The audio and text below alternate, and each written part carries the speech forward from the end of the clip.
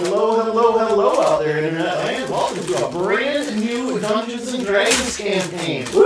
Our regular DM, after a couple of year break here, is back in the saddle again. Are you regular, John? How's that diet going? That's so good. Oh, snap. And Brock opens up the stream with a gift sub. Thank you, kind sir. All right. Thank you for being here, Brock. Day one. New campaign. Commitment. Get that new campaign smell. Notice he's here for day one of this, but not for Werewolf. Yeah, that was like at least half the campaign, Right? Anyway, huge echo. Alright, yeah, that Alright. pillar's a little bit big. Hopefully we won't have to do it. That being said, new campaign, new setup. I am working with a completely different setup from before, so we will have some probably bumps that I gotta. Yeah, echo. Sound like the announcer. Alright, I'll tear my mic down a little bit. Alright, hopefully that helps. But anyways, so we'll have a little bit of bumps. Thank you for letting me know. Continue to let me know if I need to fix anything. This will be kind of wrangle it live. But anyways, I've blabbed long enough. DM, this is your blab session. Get labbing. All right.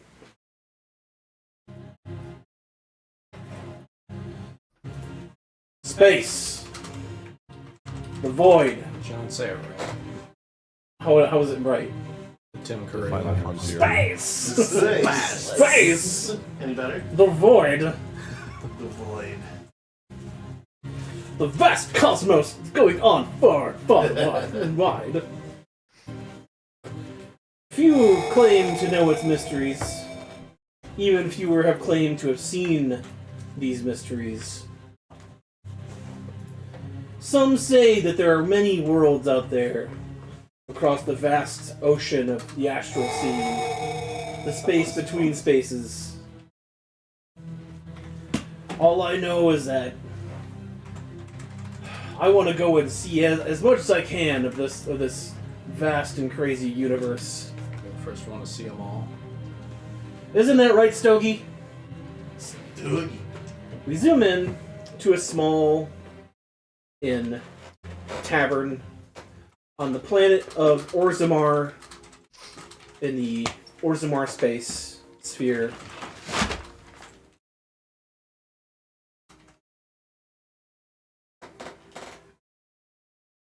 Let me drag the player camera here.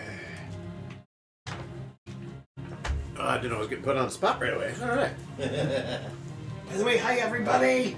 Sorry if I keep looking this way. My camera's in a total different spot tonight. Welcome to the city of Londar. A very, very vast and bustling city in the steampunk world of Orzammar.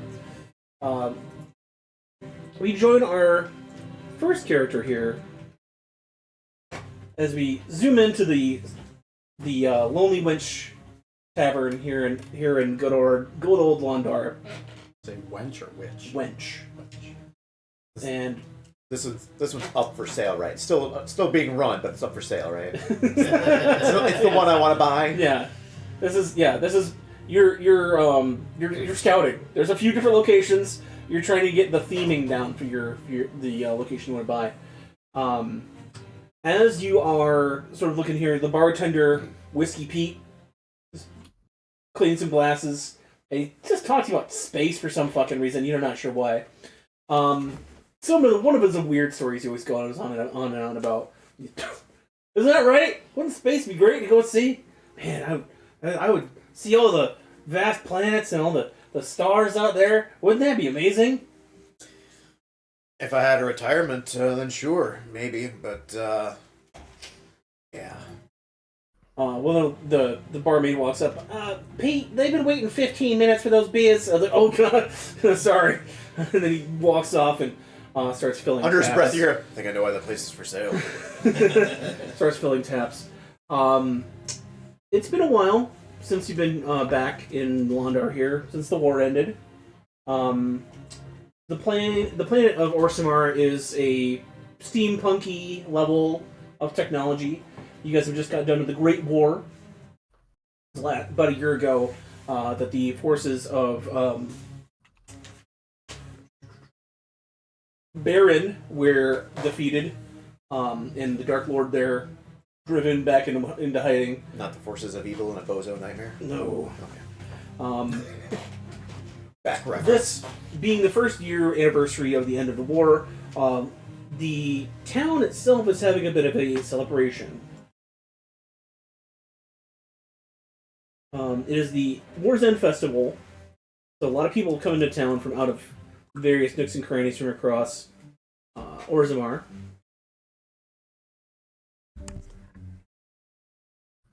And lots of carny folk in with the weird country people and wanderers and sailors coming across. As you are sitting at the bar, you see what appears to be a really weird group of circus performers walk past. You see what looks to be a giant metal man, and astride his shoulders, you see what looks to be like a raccoon in a wizard's hat, kind of walking around. You're not sure what sort of act that is. But they're walking through the middle of the thoroughfare. And for anyone else, he's sitting at the bar, but he's kind of turned and kind of still got a arm leaning on the shoulder. He's looking outside. He's got a short little stogie of a cigar, hence his name. He's balding, kind of got the monk thing going. You know, he's got just, you know, the hair on the side of his head, almost like a Picard thing, but maybe a little longer in the back. And he's got a big handlebar mustache and just an older guy, gruff. Okay. This is Stogie. War veteran. What was your last name? Handlebar. Stogie Handlebar. Well, Stogie, you get your drink, and you're sort of sipping, looking outside, and they sort of feel that familiar weight of this is an object your grandfather sent to you recently, sort of some sort of weird contraption. And you sort of absentmindedly are like playing with the thumb, like the little bits and bobs. I picture he's got like his like a, I don't want to say like a duffel bag, but like some sort of bag, maybe with his armor and other stuff in it. He's just like been just wandering since the war a bit. But you finish your drink and you see that a lot of the stalls for the day have been set up, and a lot of the games and prizes and all that are starting to sort of be like they're starting their day's events for the day. You don't really have any particular work that you have to do today, it being, of course, the big holiday. What would you like to do? Well, how full is the bar? Bar is it's 11 o'clock. It's just starting to get the lunchtime rush. The Lonely Wench has the best BLTs in town. Even though they take, 20 minutes to get to you. Nobody recommends the crabs, though. The crabs. You can get it, but it's If you don't join their party, they'll come get you. So yeah, some people shuffling in and out. Some eventually an old English pub style, bar. Oh, I've been to England. Just kidding. Just, smoky darts, that sort of feel. But yeah, just people milling on the streets. Pretty busy, not like packed, but fair's here.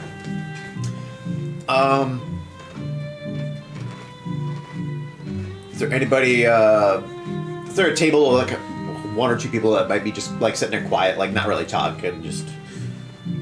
Sure. Go ahead and give me a perception test. Are you like a cult recruiter? No.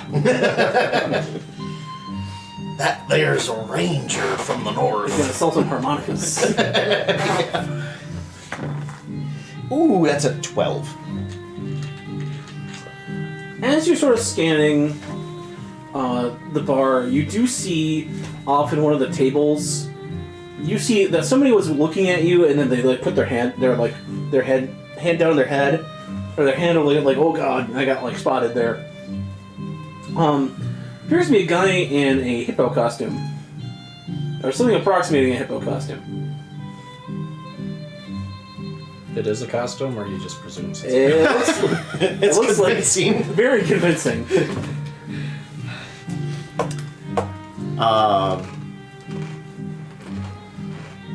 It's about 6 foot, probably 250 pounds. Kind of bulky. Not too much bigger than me, then, really. Well, he's just big bull in a china shop type of guy. I'll grab my drinking bag and wander over there. Oh god, he's coming over. Oh god. Oh, hi, mate. How you doing? Oh God, Normie. You up for a game of checkers? Depends. Is that like block smoothies? With your little caps you move around the diagonal? Yeah. Yeah. I know that. All right. He sits down and just pulls out a board and starts laying out the checkers. Alright. Do we do this for normal stakes? And he puts a pistol on the table. Do it to keep the mind sharp and to pass the time. Fine. Puts his gun away. Go ahead and give me a wisdom. Do you have a proficiency in your gaming set? Yes. Yes, indeed.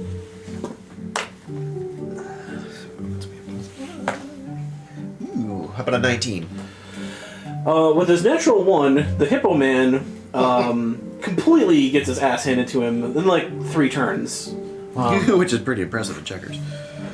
Well, that was, you see, it's just starting. I don't not quite know the rules here on your side of the galaxy here. Let's try that again. Let's do one more. As I said, sharpens the mind.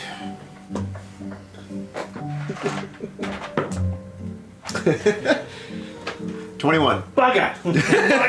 Natural 2. He's just sort of like, let's stop. Let's just not play this anymore. Well, you're getting better at least. Right, a little bit at a time. You went 4 rounds instead of 3. I've got actually a thing I've got to tell you, mate. I've been watching you today because my boss has an offer. She's not here right now. We're supposed to meet around the 12 o'clock when the ring bells make the ding dings on the big church bells there. The ding dongs. And I counted about 10 of them last time, so we got a couple of hours. But very lucrative offer for a man in your position. What position do you think I'm in? Well, you happen to have a possession of a certain, let's say, trinket. Might have come into your purview lately, and your mind sort of goes down to the package you've recently received from your grandfather. I think he just takes a longer draw on the stogie there.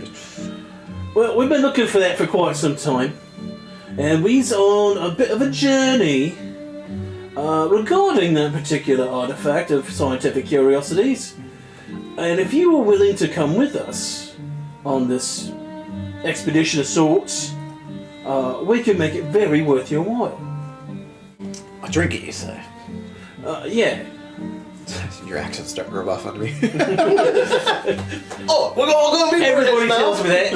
Everybody does. I'm going to a British accent pretty damn easy. Why not?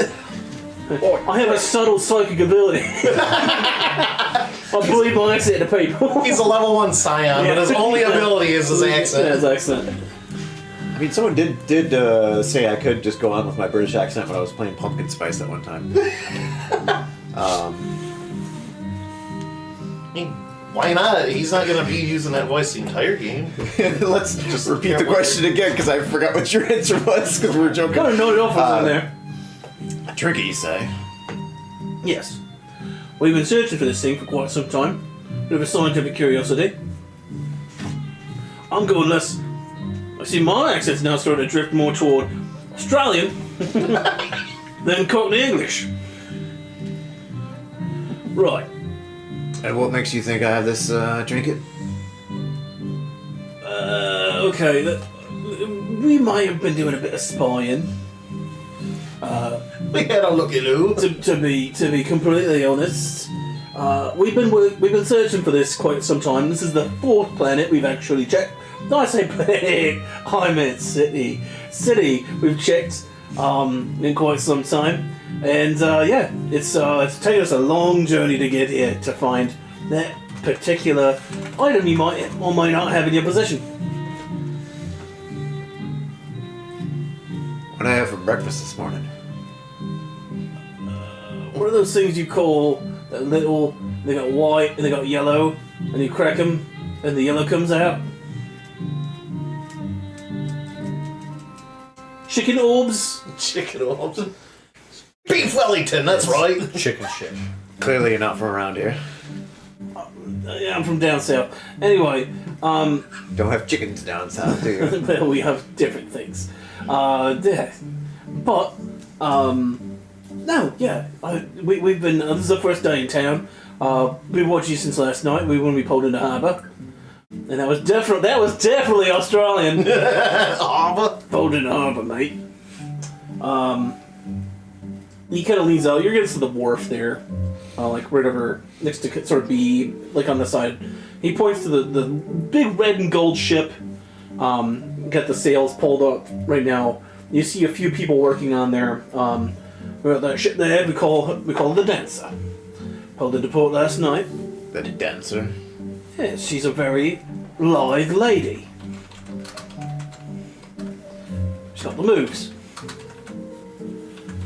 Anyway, we pulled into port last night looking for you. Happened to track you down, and we decided to make your acquaintance. Maybe not this quickly. We just wanted to make sure you were, I don't know, gonna bugger off with that thing. I had definitely, travel plans. So you've only been spying on me since last night, Yes. but you pulled into port looking for me. Yes. So it sounds like you've been spying on me for longer than that. Why don't we just talk to my boss? She can make things a little bit clearer. All right. I admit what you did in the bathroom was disgusting. I'm not denying it either. Jesse, after tens of minutes of looking for this place that you were told to meet up, you do spot your mechanical eyes spy the shape of what's called of a mermaid, and she looks like she's pulling out her fish pockets, like she's completely poor, and it is the lonely Fish pockets. Is she lonely or broke? both actually, the lonely wench. She's brokely. Or You were told to meet your bosun here. My what? Bosun, person who's in charge of the ship. What, you're trying to say bosom? No, bosun. It is a nautical term. Yes, I know bosom is a naughty term.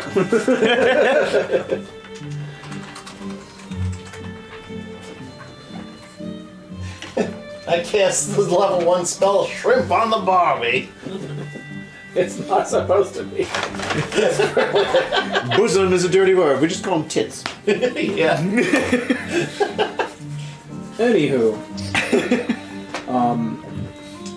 you and Jared, you sort of your gaze goes up and you see both the same sign. This is where you're supposed to meet Quint.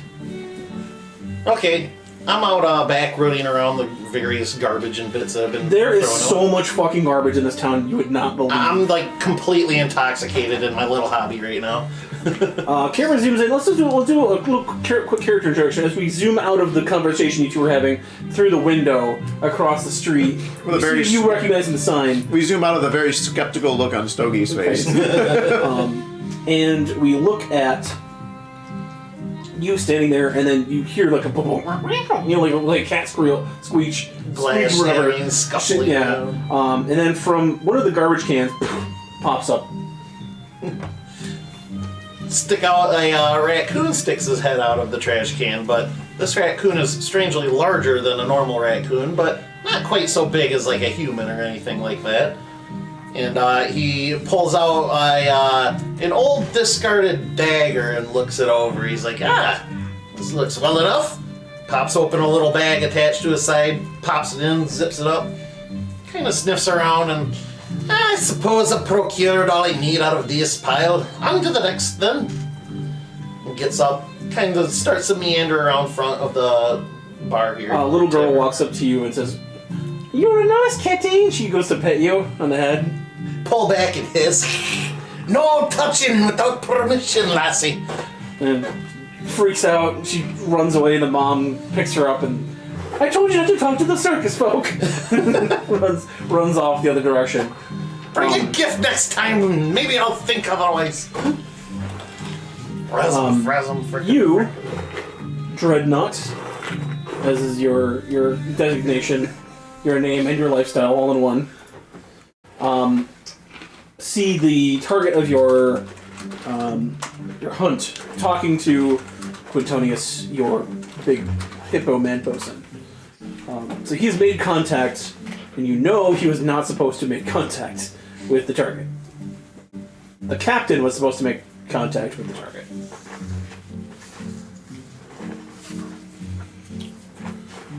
So then we have to go to plan B. It's like we'll go from your vision. Plan A, the little thing goes up, and like plan B. What are the steps of plan B? Oh, what's protocol say? Just question mark. 404 data net phone. It just sort of like, and it just says Plan B, don't send the hippo. recover target and anyone bearing target.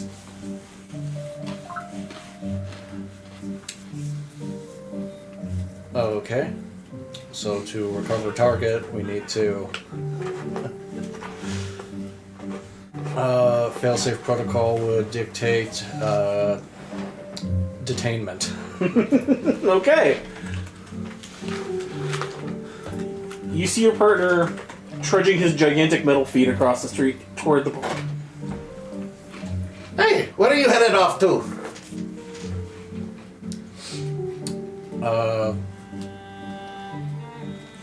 Contact was established with our quarry ahead of schedule.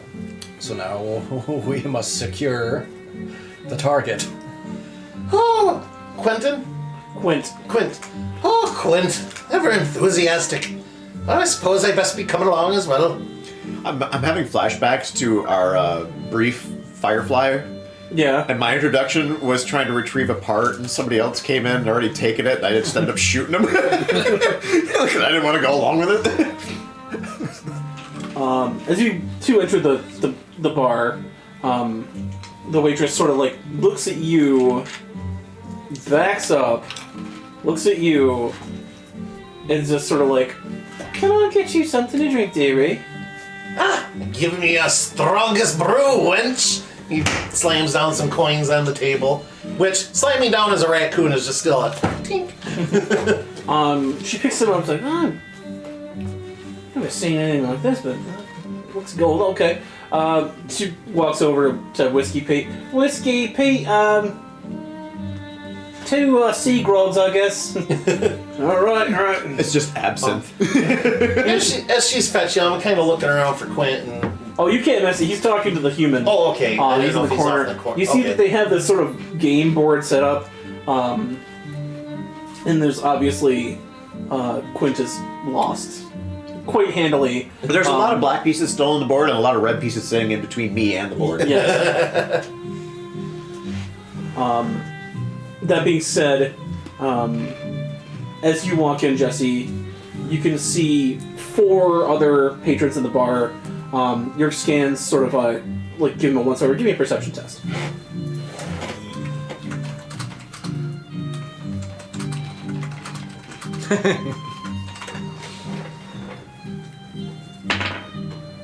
Three. 3. Just comes up as human, male. You know, like you can't really analyze much more than that. I don't need to. It's either Xenos or not. They're just humanoids. That's all they really come up at. And as you sort of like walk around, they're sort of giving you a very wide berth. You haven't seen any other sort of construct type creature on this particular city yet. Am I looking for one? Am I looking for one? No, just always something you kind of keep on the back of your mind, like all other construct life forms of your type. You know, maybe they haven't heard the word yet, or you know, Has heard the message of the almighty directive. Oh, you're speaking of the Omnisaya. Yes. So yeah, just a lot of organics. has Quint's demeanor changed at all since they walked in? Oh god, it's too many lads. Dread, Glizzard, get away now. Hey, what's all this then? This is my good new friend, Stuggy. Is that true? Do a lot of spying on me, and you still can't get the name right. Oh, Quint. Haggis McLizard, Mystic Trash Wizard at your service. McLizard? McLizard. Okay then. No, Anyway, he Quint. he's kind of like, all right, and sticks his hand out. He's kind of slow, but you. Nice to meet you, sir. Damn strong. It is, yeah, this one. it's very firm. The name's Stogie. Ah, Storgy. Stuggy, whatever. That's the same thing. Anyway, this is our other chap, I'm sorry, what was your name, cunt? Quint. Actually, thank you, Quintonius P. Bafflesprick. Thank you cunt, so much. whatever, it's the same thing. Oh, really is an Australian accent. You know what? It is. P. Bafflesprick.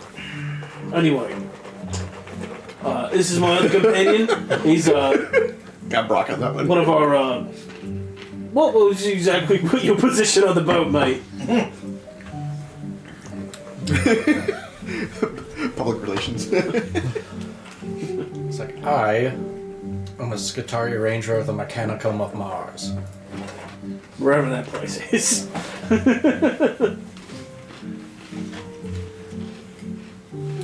Though I guess you could,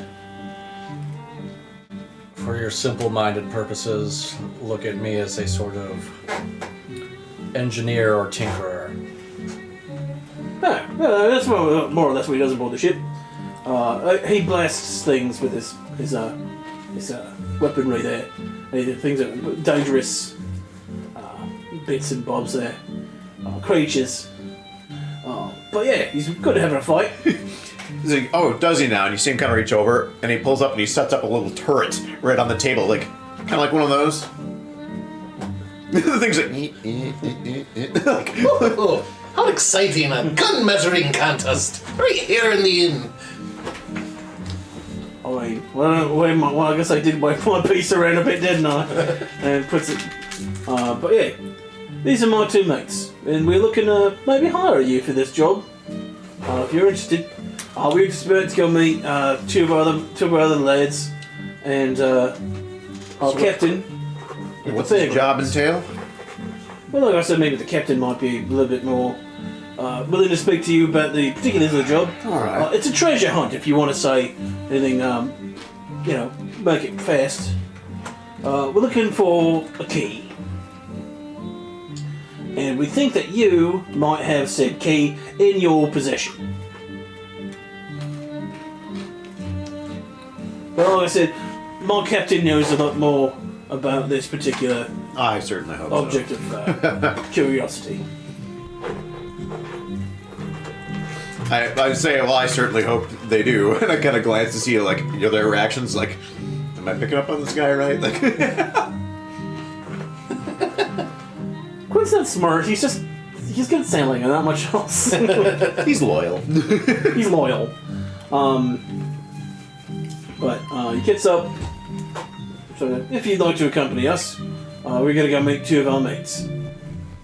Pulls the stogie out and, like, just gulps down what's left of his drink. Sticks it back in, like, well, you need a job. Alright. And, barkeep. Yep. What's it up the tab here? You didn't order nothing. Right, let's go. And as the four of you exit, our camera kind of zooms out, and we go to D, down in the middle of the carnival here.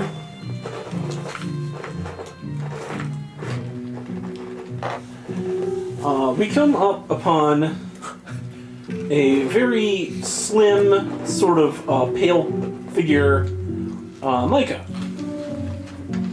It's me. It's me, Michael. You are sort of wandering through the area. The captain's nearby. She's going to meet you guys here in about an hour. You notice that there's a few booths at this particular fair going on right now. They're kind of got your interest. At the moment, you appear to be standing in front of what looks like a marksmanship, sort of like shooting booth. They got like a prize listing, and they use like musket rifles, but nothing that you haven't basically seen before. And then also sitting next to you is, let's go. What's the name of your trainer? I don't think we decided what his name was gonna be yet. Scott. Tomato. That's Scott. Tomato. Tomato. I love Tomato. Let's go Tomato. Tomato. Little Tom is standing there and he looks up and he says to Micah like, "Eco, what the call? He's very fast, very ununderstandable language, but he's miming shooting a gun at this sort of thing. ADHD child. And he looks at you and he looks at this little reptilian creature, about maybe 4 feet. I'd say about 4 feet tall. 4 or 5 feet, yeah. People kind of get stares here and there, but the barker comes up. He says, "Oh, look, I see we have a few new people here for the marksmanship contest. It's only 10 gold a shot, for 10 gold a play, I should say. Why don't you try your luck?" Brock said the name should be Hugh Jazz. Huge ass. I like Tom Ado. We're not done naming Tom Ado. NPCs yet. We might be here later on. Yeah. Load some up, we'll use them. Yeah. Yeah, load them in the chamber. The NPC chamber. But you kind of looks down. This will be immortalized with at least 2 streams. But yeah. There'll only be one butt wood. Yeah. Anyway, sorry. But yeah. You also see around you there appears to be like a steam-powered sort of obstacle course. They're handing out prizes for that. And then finally, there is what appears to be like a memory game. It's like you pick a duck and it goes around and they shuffle around and you're supposed to pick the right one. It's more or less just a sort of a luck-based, like a lottery almost. But Sounds if you like pick the it's a same, double. yeah. But yeah, there's just a different variety of games here. But you do see that tucked in a small case, kind of under glass, what looks like a very high-tech piece of machinery for this world, a revolving pistol, like a revolver. It's very high. It's like the latest piece of technology come out. Oh yeah, here we go. This is the latest model from Huge Ass Guns. Huge ass guns. The Revolvinator.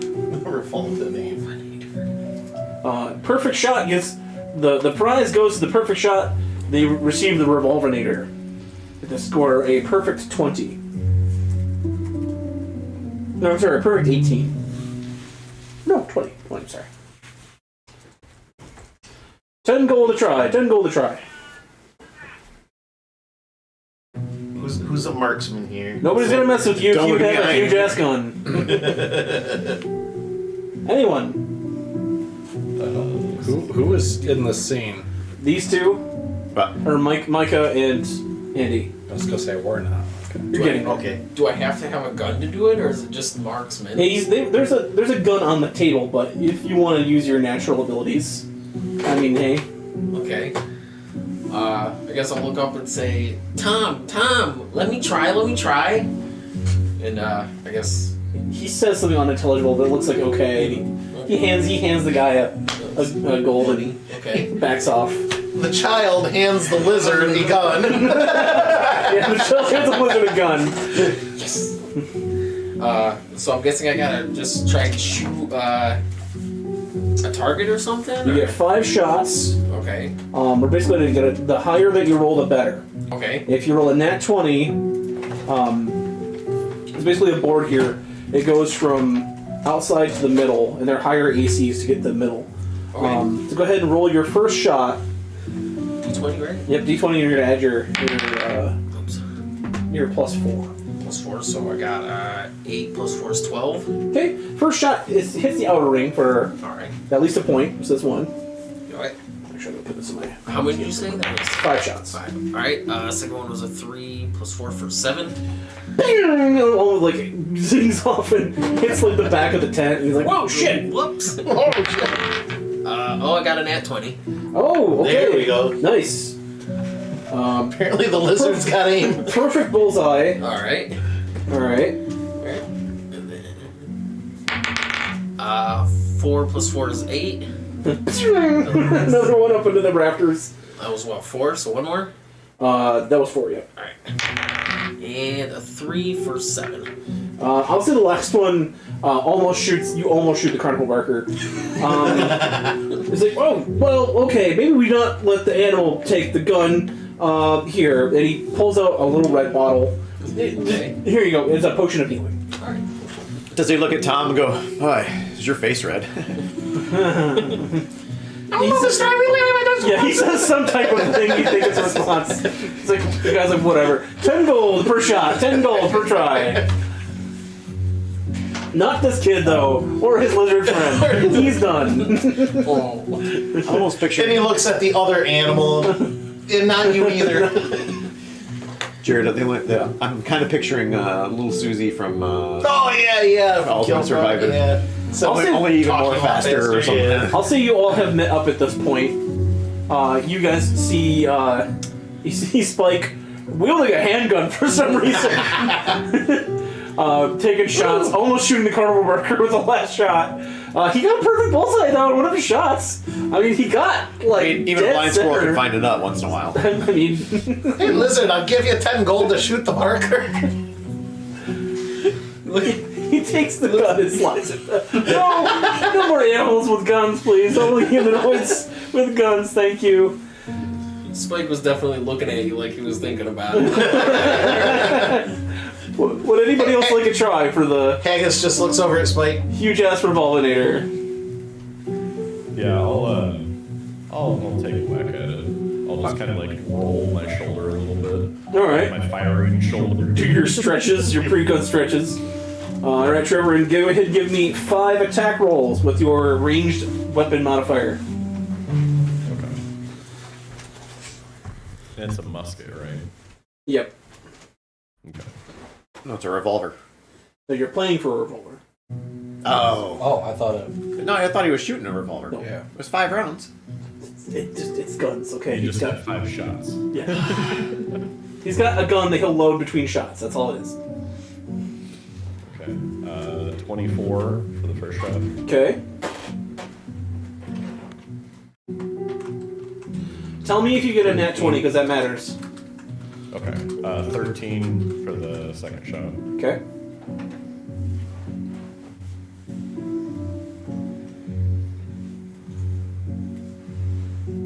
Well, that was a nat 1, so no. High or low? What? First one of the campaign. High or low? Low.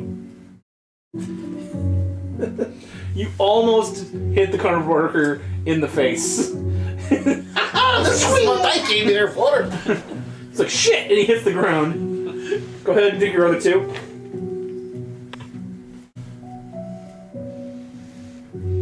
Sorry, I need to make some room here. I'm like rolling into shit. It's all good. Okay. And then 12, and then I think I have one more here. Yep.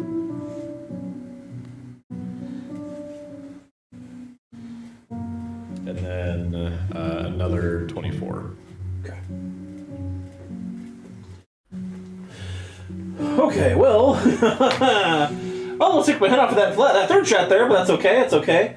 I really need to stand further away from my I target. need to get some glass or something. But he hands you in a little pouch. Look, I don't have for those of a little bit more martial qualities here. He hands you a little pouch, and it's got a +1 bullet in it. So one of your shots with one of your guns will have a +1 to attack and damage. Oh, okay. Anybody else? I'm gonna look at. Not the kid. Not the raccoon. I'm gonna look over Not the raccoon. Look over at Quint and be like, "It was well. So your boss is in the circus?" No, she's a captain. She's a sailor. She's somewhere around here. We must meet her at noon. He's just kind of like, Alright. You know, kind of. That's it for now. No. You gonna try or No. nobody else gonna try? All right. Anybody else want to try the obstacle course or the memory or the luck game? I'll try the obstacle course. Okay. What stat would the luck one take? The luck is literally just a luck roll. Oh. It's like a D100. Let me get my thing open for that.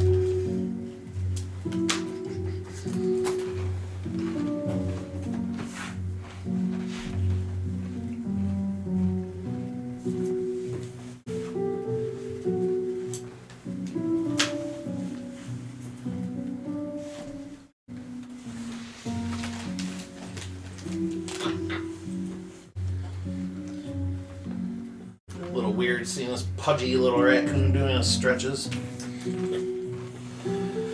Okay. I mean, it can't be that different than a cat. Yeah. All right. So you're gonna do what are you gonna do?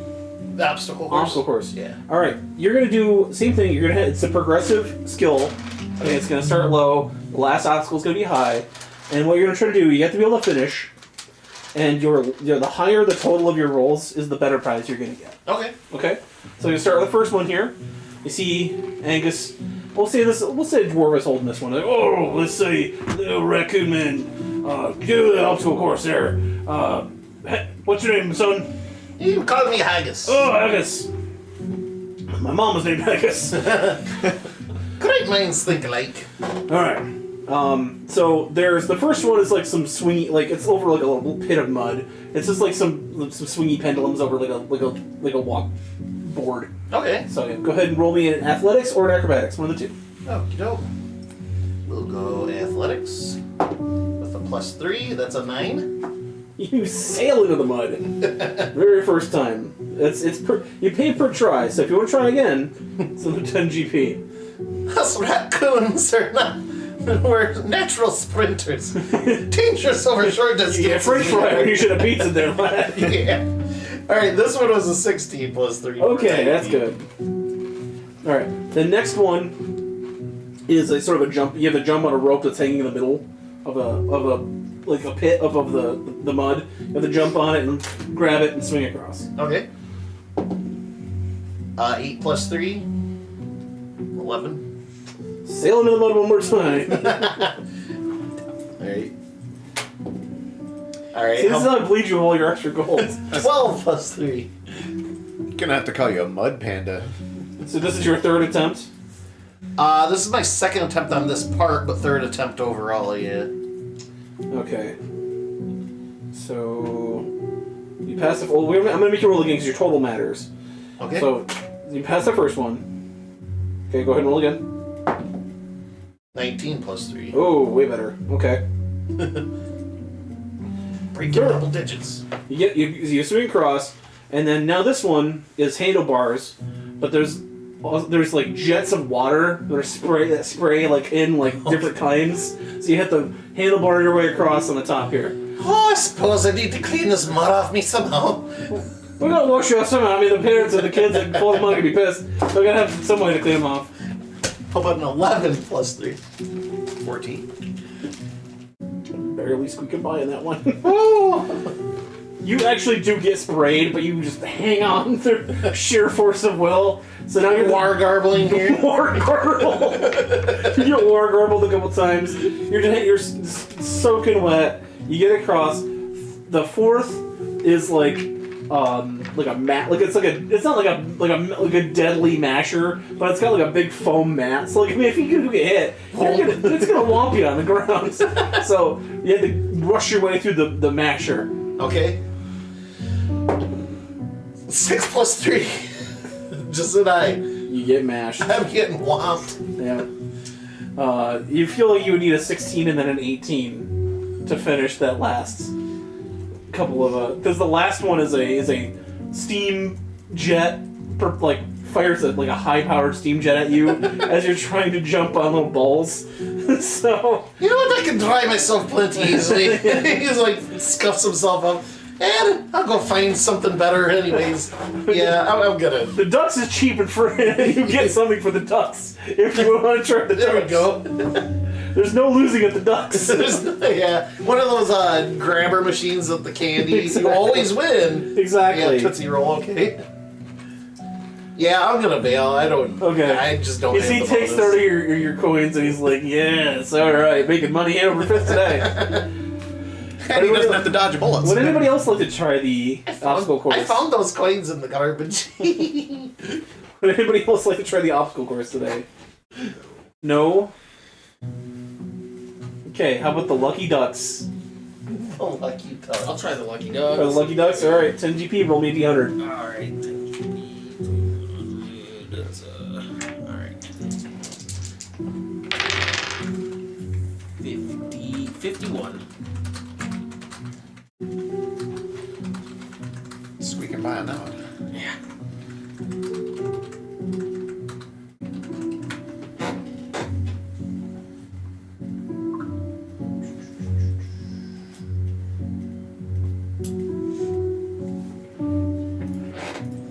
You are held. You get the number 51, is the duck you pick up. Alright. The guy goes in the back. Ping pong, and like goes through a bunch of garbage. And he hands you a belt with 5 different pouches in it. Okay. This is called the tricky pouch belt. Tricky pouch belt. Alright. Each of these pouches has a charge. When you go to pull something out of the charge, you'll get either a vial of acid, a vial of alchemist fire, 1,000 ball bearings, 20 caltrops, or an flask of oil. That all sounds fun. Okay. Okay. Fucking Batman. Each pouch has Yeah. one charge. Each pouch has one charge. You have to do a long rest for it to come back. Alright. So And how many pouches was it? 5. 5. So 5 pouches.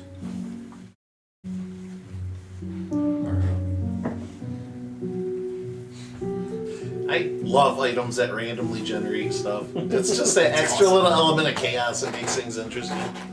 All right. Anybody else want to play Lucky Ducks? I'm thinking me ducks were fucked.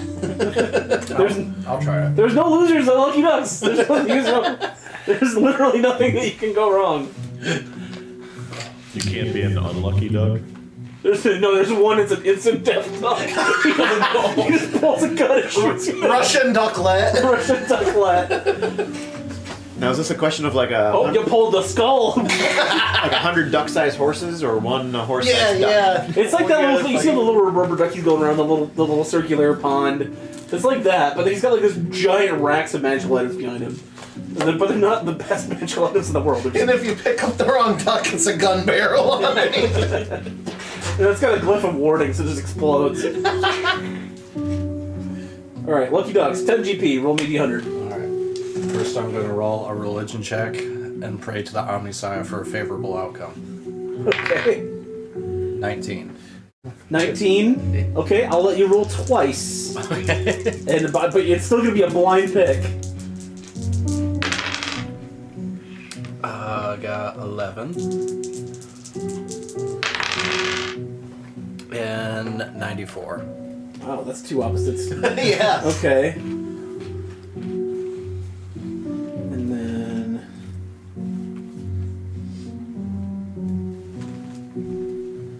you get either boots or a shield. Can I know what they do first? This is part of the blind faith of your god. You know what they are, though. Boots or a shield.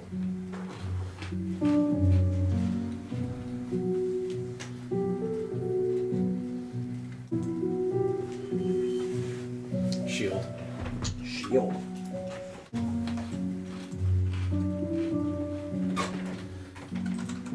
Hey, James just popped in the chat. Hey, James.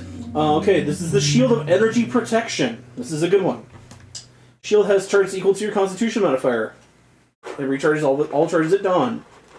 While holding the shield, you can use a bonus action to gain resistance to fire, acid, cold, lightning, and thunder damage. This lasts for 10 minutes. Does it act as a normal shield with a +2 AC? Yes. It lasts for 10 minutes. After that, the shield's gone. Well, it just depower. It just No, depower. I don't just, Yeah. just to be the funny trick of it. It just blows to bits. Yeah. To shreds, you say. Two shreds, yeah. To shreds, you say. And I expend charging for 10 minutes. I get a resistance to those that Acid, cold, fire, lightning, and thunder. Yes. Acid, cold, fire, thunder. So like elementals. Pretty much. Okay. I was gonna say, is there an element on there that was left out? Psychic. That's not really an element though. Yeah, it's a damage type. A damage type, Yeah. not an element. Now I remember sitting on this chair is a little stressful. John's sometimes. like, is there such thing as de-inspiration? No, I'm not looking at it as damage type. So I'm looking at it as if I just write elemental damages. I mean, So I don't have to make the whole elements, list. yes. It's like Pokemon. sure, yes, elemental damage. Pretty much as long as you remember it not psychic. Yeah, everything but psychic. Yeah, that's fine. Or physical. See, this is why I was being specific and not saying damage types. Okay. Can I see if my ducks are lucky? Sure, $10, please. Technically, I don't have $10, but I do have 10 gold. Does that work? That works just as fine, thank you, sir. Okay. Good, give me a D100, please. $15, little man. Put that shit in my hand. And how if lucky that is your money duck doesn't today? show, then you owe me. Owe 90. Lucky. me. 90. 90. Oh. This one's fun. I should have pushed up my glasses when I said it. Technically. This has one charge. I'm gonna describe what it does first, then I'll tell you the name. It has one charge, reads all the charges at dawn. You speak a command word, and it acts itself like an unseen servant. It is a self-playing instrument. Self-play instrument? Yes. It has a performance check of +2. You can play tunes of moderate difficulty. It's the repertoire of songs is appropriate to the instrument type and the time and culture of the instrument's creator. So we'll say, like, jousty sort of bar tunes. What sort of instrument is your instrument of self-playing? Just play some vlogging Molly. Let's say Aaron would say harmonica. What about one of those? Oh, what do they call them? Hurdy-gurdy. Hurdy-gurdy. Okay. That's cool. Those mouth harps. Bang, bang, bang, bang, bang, bang. John All right. Yeah. Okay, so it's a self-playing instrument. It's a hurdy-gurdy, and it can play moderately difficult songs. It's not great, but it's not terrible. It has a +2 to performance. You're the best kid in the high school band. It gives me a +2 to performance. No, it has it because it plays itself. Okay. But you can fake it. Yeah. No, yeah, you could actually. Yeah, I'll just carry around a self-playing piano at all times. There'll be a moment in the campaign where you will want to drop that from like 50 stories up on somebody. Honestly, he starts a duel like, hit it, boys, and he clicks his fingers, and it's just like, just like a rousing fight music.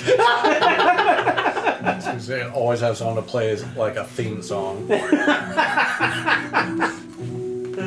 All right, that was a good pick. That was a good lucky duck. Interesting. So how does this game play again? Lay me off, Johnny. This game, Yes. you pay 10 gold and you roll and How does it look like it plays? It's a row of little floaty rubber ducks in a little river. They go around and round and round. You pay $10. You just pick whatever fucking duck you want. Doesn't matter. Just boop, boop, boop, boop, boop.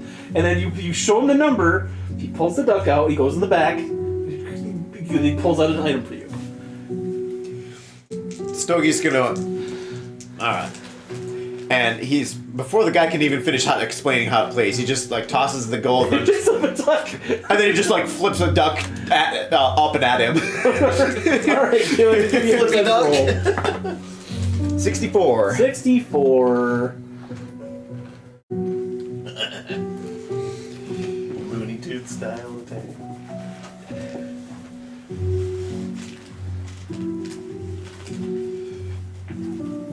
I'm gonna kind of play. I'm thinking I'm gonna play kind of like Jane from Firefly, only not dumb.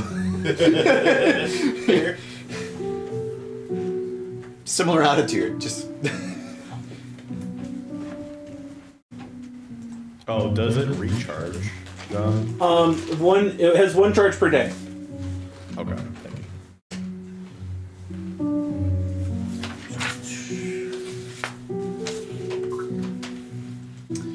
You got something a little more serious on yours.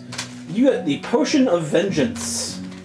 For 1 hour after drinking this potion, you do not become unconscious when you hit 0 HP, but you still have to make death saving throws as normal. It's a rather interesting thing to have at a carnival. Here's your potion of vengeance. Try not to die. I mean, some kids Well, are if you're actually... playing Russian roulette, it might be useful. I'll say the same thing they said on the Venture Brothers. You have accident-prone kids, you make them wear helmets. You got death-prone kids, you keep a few clones around. Yeah. Oh, God.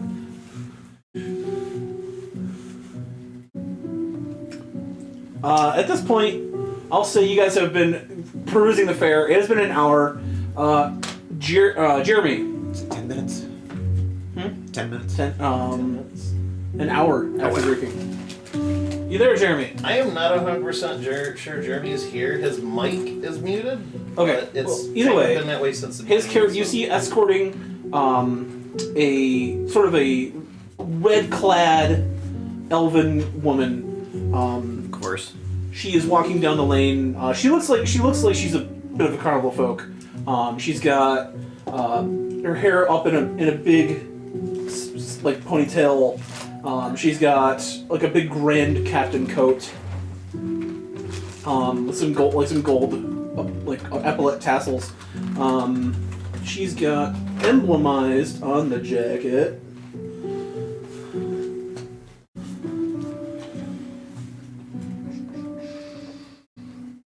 A hawk on the back of the jacket. And she walks up to the group of you. You know her as Red Ravel. She walks up to you, Stogie, and she has what appears to be, it's a small, like a magnifying glass, but it's got what appears to be sort of like text scrolling through it, and it's got like little antennas and little buzzers, and like a little, it looks to be like an eye, not like a human eye, but like a eye-shaped sort of lens on one side, and she sort of, and it's sort of like looking you up and down, and then she looks at the He does bag. the thing with the cigar, just blows some smoke at her. Nice, thank you so much. She looks at the bag and goes bing, bing, bing, bing, bing, and it's like sort of like she zooms in, and you can see like through the outline under the glass, it's that circular object that you have in your pocket. Well, we found it, boys. Oh, really? You might just be the luckiest man in the galaxy, or the unluckiest man from a certain point of view. I have a business proposition for you that we should really get wrapped up here in a little while. I have a lot of things to talk to you about, and not a lot of time to talk to you about them with. My name is Red Ravel. Nice to meet you. I'm Captain of the Dancer. You can call me Red, or you can call me Captain. One of the two. Let's have a lovely conversation in that park there. And she motions to the park, sort of be by the old wizard's tower in the town. You guys abscond from the any last takers for Lucky Ducks? Because I'll allow 2 pulls if you want. No. Grumbling raccoon throws 10 gold up on me. All right. Might as well take something today. 68, one shy. So 4 more than the Potion of Vengeance.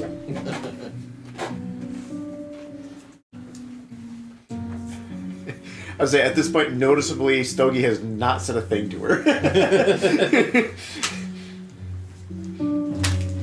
I'm a man of few words. Radiator Shield. While holding the shield, you can use your reaction to absorb a spell of 4th level or lower that is targeting you and not an area of effect. Your spell's effect is cancelled. And the shield grows hot red for 1 minute. Any character holding the shield takes a D8 of fire damage per level of the absorb spell. Oh, God. or a D6 if it was a cantrip. What was it called again? The radiator shield. Radiator. It's a literal radiator for you. Wow. Alright. We'll say it's a very steampunk. It's a steampunky radiator. It's Haggis sized. It's got like a cone. It's attached to one side. It's like got bolts and. This is Haggis. It's literally an old radiator that he.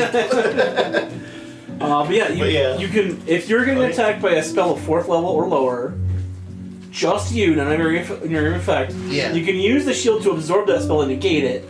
But if you don't drop that shield immediately afterwards, you're going to take 1d8 points of fire damage per spell level. I throw it at somebody.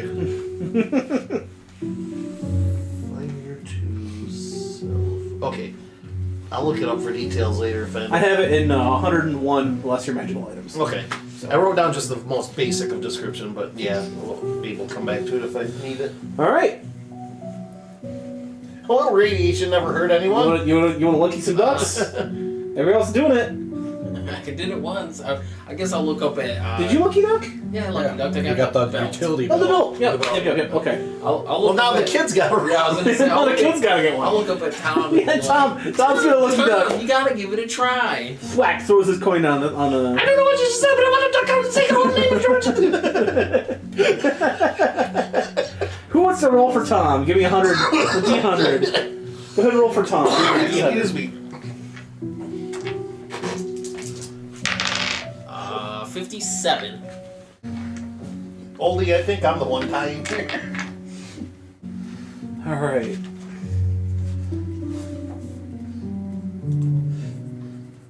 And Oldie says, a little radiation never hurt anyone. I get poisoned a little every day. I'm fine. Let's see.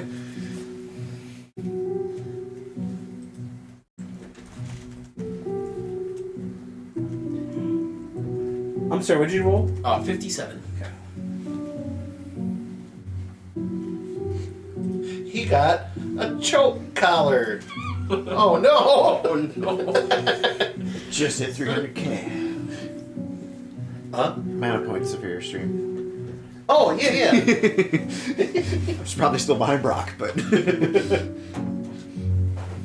Yeah, no, Brock is literally every stream just about. There may have been 1 or 2 nights over the years. but except for Werewolf. Oh, let's see. technically that's not my stream alone. I still like to throw it at him. Roll me one more D10. You're not wrong. I get poisoned every day, a little every day. It's alcohol. Is that 10? 10. Oh wow, he got the rare one. All right. You see, he's got a little tin crown with a wolf head on like the central part of the crown. When he puts it on, you see this sort of like. Oh god, it's cursed. It pops up these 2 ears, and he gets a snouty nose, and his eyes turn into dog eyes. He got the crown of wolf senses. Oh my god, the overstimulated child just got more stimulated. And he has the sight, hearing, and smell of a wolf while he has this on. Oh no. It has charges, but like you'll just see he just fucking activates it willy-nilly, like immediately. It's like, yes! And then it's like, ah! Turns, I can smell all the pie! Somebody put Tom on the ship. He's gonna be hyperactive for a while. Tom, go mop my room. I'm kind of picturing a way more hyperactive Timmy Turner for Yeah? Tom, yeah. Tommy I'm Eno. reluctant to ask this joke question, but does anybody can smell when women are ovulating now? It was in the crown of the bear. We're gonna have bear attacks now. Are you happy with yourself? Oh no. I heard the menstruation attracts bears. You hear that? You're putting the whole station in Don't put the whole ship in danger. You guys walk into the clearing of the Mage Tower, the park here.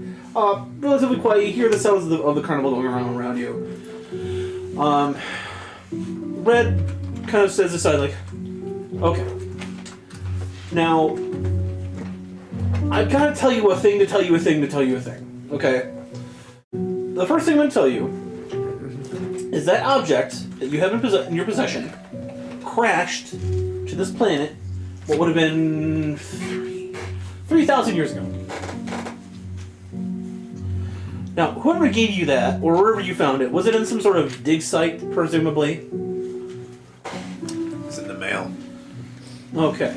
Do you have a relative... What happened to him? The poor lad. Do you happen to have a relative that would War be... does things to people. Anyway, you have that in your possession. Congratulations, you own a very rare item. Okay. Now that I've told you that thing, I'm going to tell you the other thing to tell you this. Our crew, my crew here, is looking for an object called the Cosmic Key. Now, believe it or not, you hold in your possession a key to the most fabulous treasure in all of the galaxy. The treasure known as the... God, I knew I was going to forget the name of this thing again. Called the Fabulous Treasure. The Galactic Ley Line. Galactic ley I line. have it written down. It's a orb The of smoke detection. Purgatorium. The Purgatorium. Purgatorium.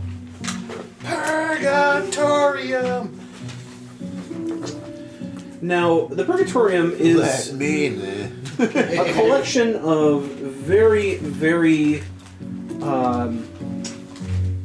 old artifacts from a race of beings called the Great Ones. Legend says they seeded a lot of our people around the galaxy. Great ones or great old ones? I've met one of those, and I'm not sure. I don't like those guys. Now, legend says that there are objects in here of vast power, various and of various importance. I myself, this is the third thing. I myself am looking for this to make sure that my brother, a very unscrupulous individual, does not get his hands upon the Purgatorium. He is a person of power and means who has been using that power to manipulate things throughout the galaxy to try to find this treasure. He's an insufferable pain in the ass. And if he gets the Purgatorium, he'll become an even more insufferable pain in the ass, but he'll be everyone's problem, not just a few people, okay? What I'm asking you to do is to come with us on my ship, the Dancer, and come into a partnership with me to track down the other pieces of this key so that we may construct it, open the Purgatorium, loot the hell out of it, and then make sure that my brother does not get his hands on any of the loot inside of it. So it's locked away right now. Yes, it is on a very specific spot in the astral plane. We could go there today, and I could show you exactly where it is, but nobody knows how to open it. Let's just say my brother has posted a few guards near it, so it is dangerous to go without actually having the physical key in our hands at this point. But yeah. And you don't want him to have it. No. And he can't get into it. He needs the thing that you have in your bag.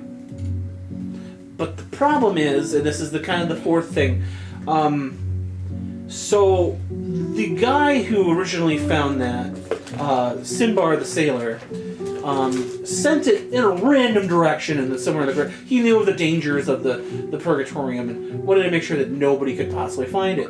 So he just flung it off his ship into the Austral Sea, and it sped like a comet, and gained momentum. Problem was, it left a pretty visible trail. We've been checking worlds for hundreds of years, and it's been passed by, making sure it didn't land there or get sucked in, whatever. It appears it finally found a spot in your particular glass sphere of reality. On this planet, actually. On the lovely planet of Orsimar. So, he might be here to also look for that particular item eventually. We just happen to have, and she pulls up that glass. I happen to have an object I specifically was able to get manufactured to sense the particular energies of the pin of the Great Old One technology and the Purgatorium.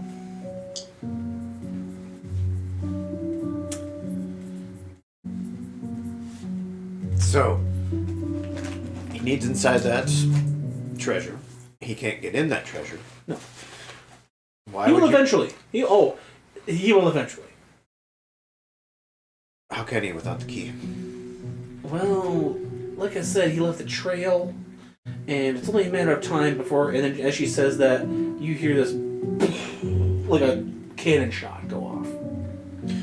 But my other question is, if you don't want him to get into the treasure, why would you unlock it for him? Because my plan is to hear me out. Open it. I'll let whoever finds it take out whatever they want. Chuck the fucking key in there, and then close it. It's gone forever. Look at this bastard. Didn't even flinch when the cannon went off. I like your cut of your jib, mister. Well, Mr. As I said, McGlizzard, war changes people. Mr. McGlizzard, I don't think that was a cannon. As you guys sort of look around, you see out kind of in the distance like a purple light, kind of shining like a star in the day sky. She says, "Oh, okay. We're gonna be running out of time here. That's my brother. In the next few hours, I'm sorry to say that the planet of Orsimar is no longer going to be under the control of its citizens. So I'm going to need an answer kind of fast. What's the pay? Well, 1, you won't get enslaved by my brother. 2, I can give you a fair shot. We're a pirate ship. We split things. We either go on a contract basis or a piece of the hull. It's up to you. I won't sign any contracts until we have. I will not make a man sign a contract under duress. That's not my style. So I'll rescue you for free this time. We'll get to neutral ground, safe ground, and make sure that we have a nice time to go over the contract. And then whichever you choose, you will make money based on that sort of choice.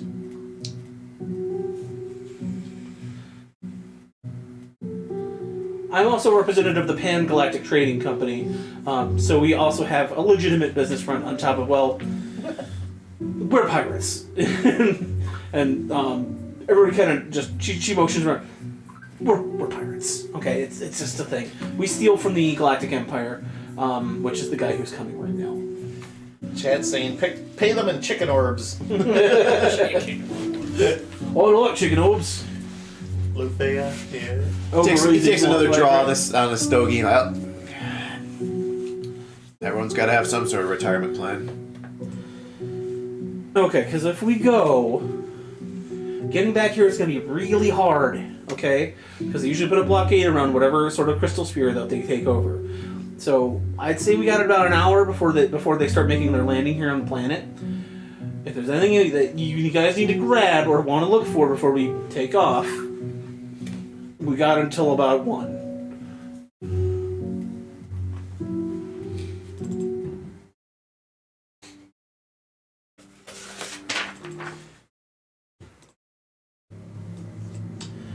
As she says that, the purple light kind of gets bigger and bigger and bigger. Like, slowly throughout the hour. Starts as a star. 3 days remain. Yes. 1 day remains. And like this purple light begins to like take the sky over. It like starts like a small circle, and then it starts going like a band, like around the horizon, like taking over the day. Encapsulating everything. Yeah. So does he enslave everybody? He doesn't like to use the word enslave. He likes to use the word Indentured servants. Forced employment. forcefully liberate. Yeah. We're gonna free the fuck out of these people.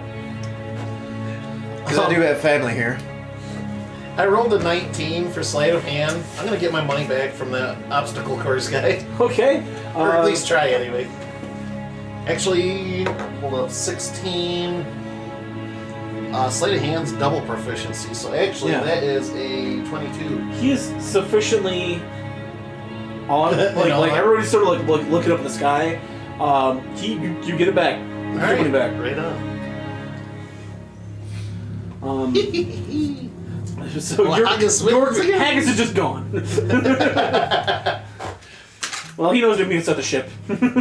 Yeah, he knows where the rendezvous. The only thing he says now is like, well, I do have family that still live here. Do you want to get them out? We have room on the ship. It's not big, but it's enough for some passengers. All right. Okay, we meet back here in 1 hour. At this point, I'm going to split everybody up. I'm going to ask you each what you'd like to do with this last hour. On the planet of Londor, there's the church, the mage tower that you're at right now, the tavern, and the carnival.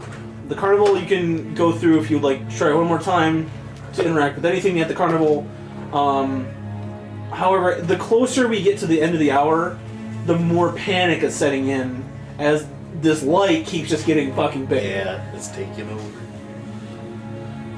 Have people on this planet heard of the Galactic Empire and all that stuff? Or? To you, space travel was just, you were talking to Whiskey Pete, he was like a pie in the high sky dream. Okay. So, most people know. I probably heard of it in maybe different battles and stories and stuff I've heard over the years. You guys also people I've interacted with. I'll say technology-wise, like if you look at the bottom, you guys just got trains. Like, just got trains. That's like a brand new technology for you guys. Airships are like being kind of like conceptually worked on.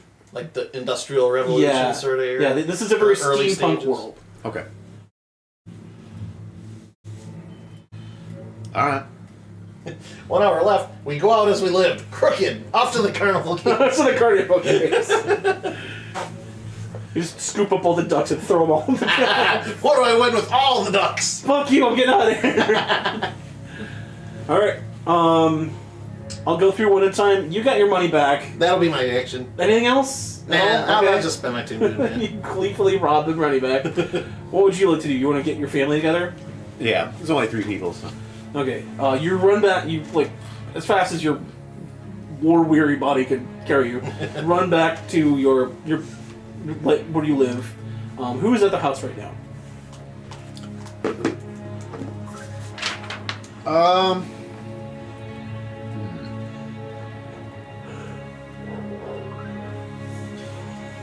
Now, I had 4 family members in character creation. One was a grandfather who's missing. Another was my father. So at least there's father.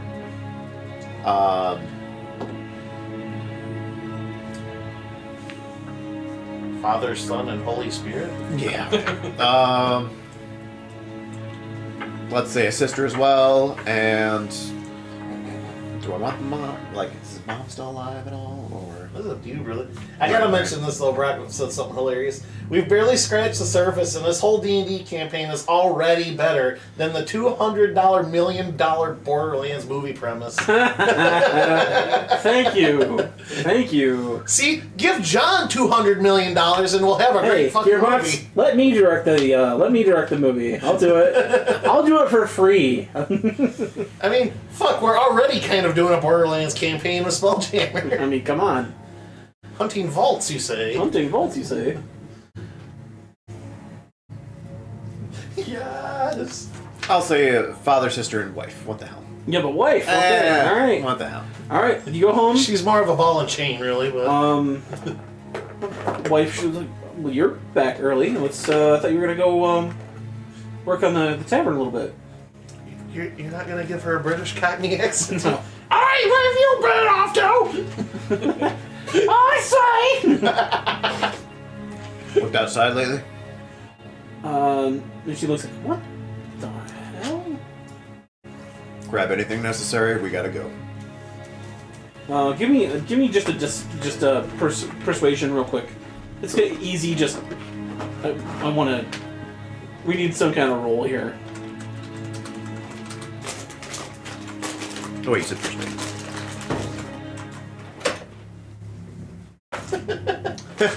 That's an 8. Unless the light in the sky gives me advantage. She's like, well, okay, I'm not sure. Okay, I trust you. It's fine. Should we get your dad around? And Yeah, dad, and sister. okay. The names to be determined later. Your dad comes like, I don't see what the problem is with it. No, he starts kind of complaining. trying to, like he doesn't want to get up and move, and then he's got to go somewhere. Yeah. He sort of gets everything around. So while they're getting shit around, I'm gonna start like donning my armor and okay, getting ready. you go ahead and get combat ready. Let's see how well they pack. You get relatively well packed. Not like the whole house, but also you guys have like enough. Your wife thinks like maybe this is an emergency, you may have to leave the town. Like food, provisions, some sentimental value, items of sentimental value, blankets, stuff like that. Everything is packed up, and they're ready to go. The dad and sister are a little confused, but they see the light, and they're kind of like, oh, okay, something's happening. And sort of get the route. Anything else? Just get them and go back to the ship. Okay. So you get them, you start hustling your way through the streets. A little bit more panic is ensuing now. Micah. Yeah. Hour left here in the city. What would you like to do? I am going to.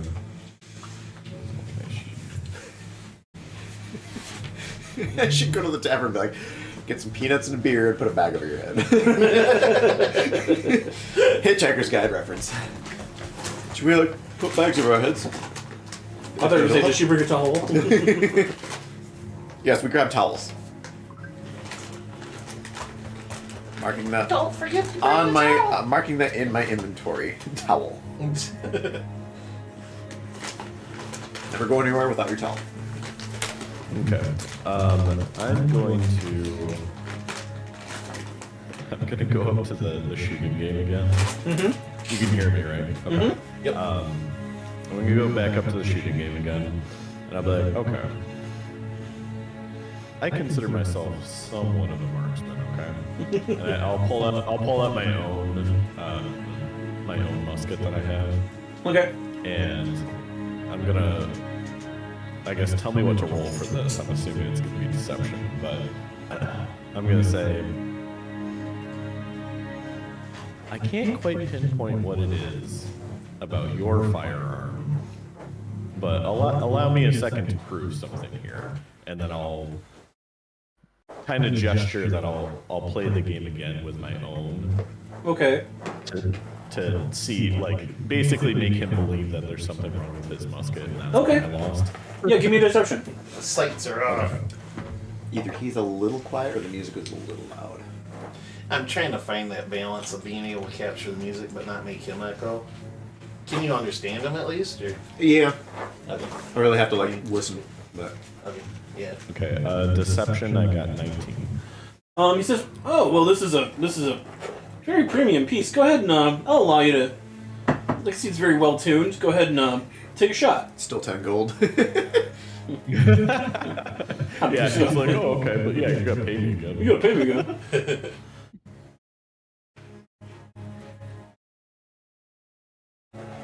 Okay. Do you want me to roll the 5 shots again? Are you gonna legitimately play the game, or are you gonna try to steal the gun? Like, I guess. I mean, I'm trying to get the gun, yes, but... Okay, if you want to legitimately try it, go ahead and start it. I think part of it's on Okay. behind. So I got 21 for the first one. Okay. That's a 19 for the second one. Okay.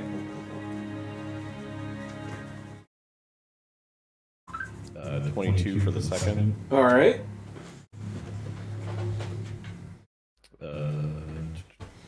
18 for the third. Okay.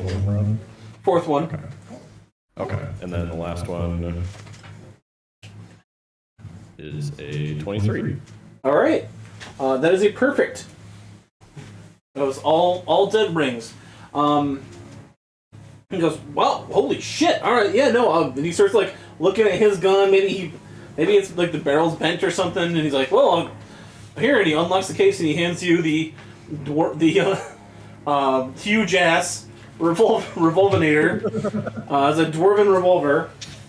I have the stats right here. I can give them to you in a little bit, but it is now in your possession. Sweet. Like, yeah. I would love to stay around and maybe fine tune that for you, but I'll just kind of like gesture my thumb up towards the giant purple sky. Yeah, it looks like rain or something. Something not good tweaking firearms weather. So Oh yeah.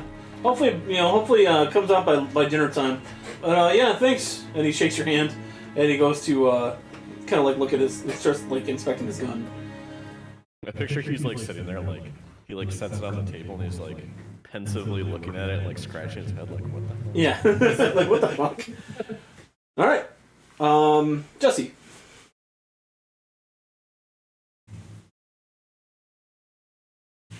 I don't think there's really anything that interests me here.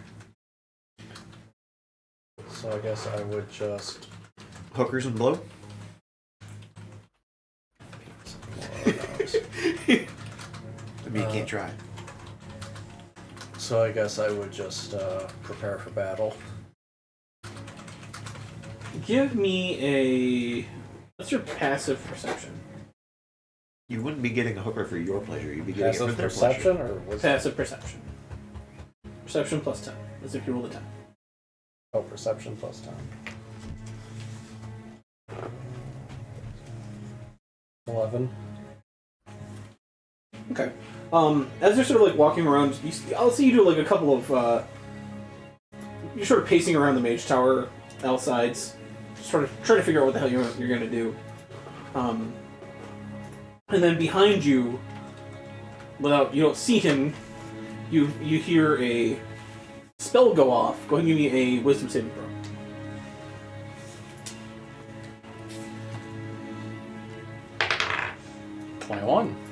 Oh, drat!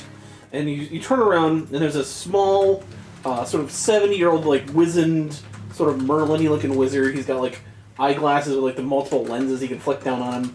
And you can tell he just tried to do some sort of, like, hold person spell on you. He said, I say, Murderbot 5000, you've gone out quite enough today. You need to get back to the tower.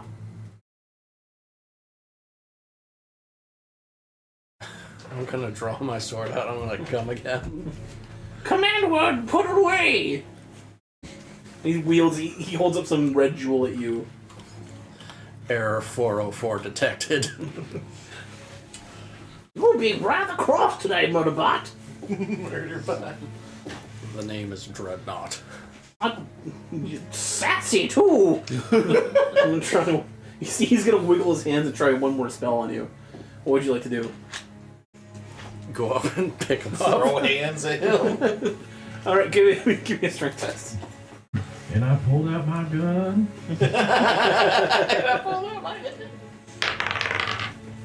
16. You see, you like grab him by the wrist and you pick him up, like ooh ah ee ah hoo. And you see him like trying to wriggle free, and he's like pushing this jewel against your chest. And he's like, stop, put down. I'll use my free hand and like grab the jewel.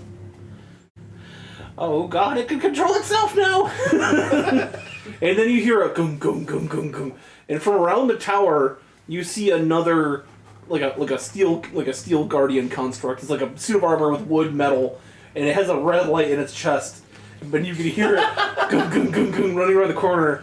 Like, well, wait a minute, that's Murderbot. Who the deuces are you?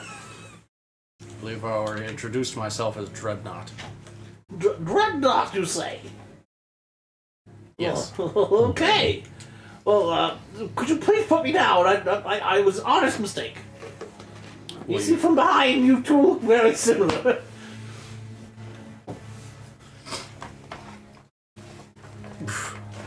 He's rubbing his wrist. Thank you. Now, what are you, Mr. Dreadnought?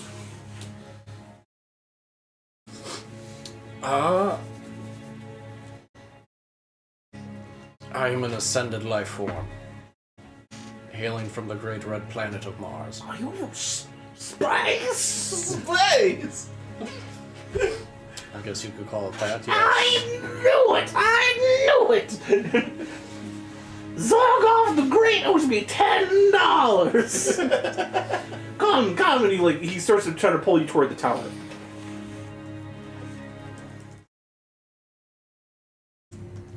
I'm just gonna sit there and be like, I've got something to show you. very well. As you walk to the tower, you see that it's sort of a TARDIS situation where it's a lot bigger on the inside than it is on the outside. On the outside, it's just looking like an old guard tower, maybe like 30 feet tall, 10-foot base.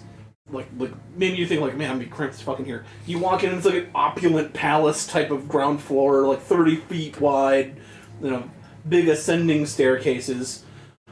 In the middle is like a statue of the fountain of the old geezer, there's like water coming out of his thumbs, spraying in the fountain. He's like, come inside. My name is Merle. And I'm sort of something of an amateur astronomer of sorts. This is, of course, Murderbot 5000. Say hello, Murderbot 5000. You will put down your weapons within 3 seconds or you will be terminated. Have a nice day. But he withdraws his hand. I wasn't sure if he was pointing at me or extending a hand. He's gonna learn some manners.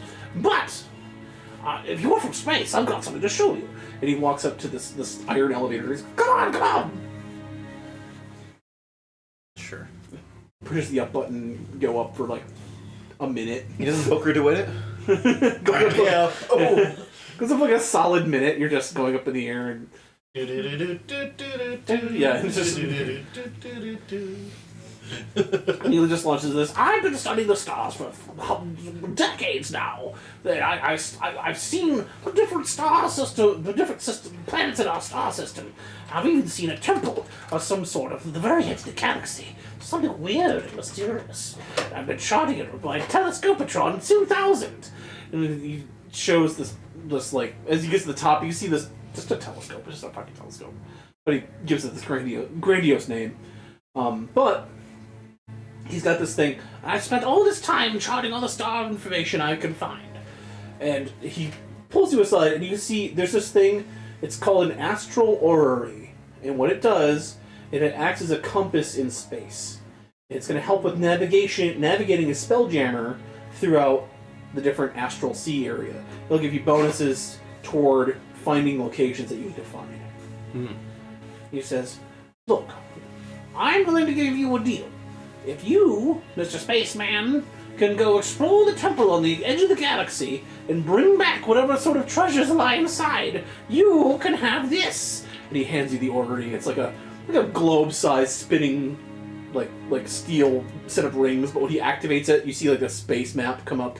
So like a Star Wars style galactic space map. Star chart. Yeah.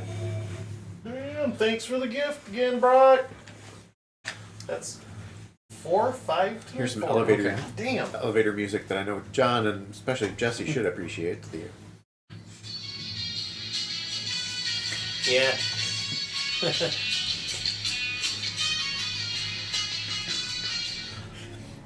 It's the elevator. So, is it a deal? I've heard that through streams before. Dreadnought? The core tenets of the Mechanicum are to acquire new and lost technologies, so this transaction is acceptable. Okay. Well, I'll go ahead. He just hands it to you and it sort of like stops. Like he deactivates it. Like all the rings kind of stop, and the item sort of shrinks down into like a portable, like globe. So he wants me to go explore this temple in exchange for this thing he's giving me right now. No, he'll give you like whatever's in the temple. He says, "I'll give you treasures beyond you," and he points at the back, and there's a bunch of gold and shit. Mm-hmm. That sound fair? I mean, I don't have a spaceship. I'm assuming you do. Coming big from the stars. I do. Isn't this planet about to fall? What? What? No, you, not him, you. What'd you say? Are you about to be asleep? I mean, Doomed. yeah, sure. Absolutely doomed. Okay. Merlin's just like, what? Yeah, I mean, Sheila yeah, Pavlovsky. You know this planet's gonna be formed very shortly.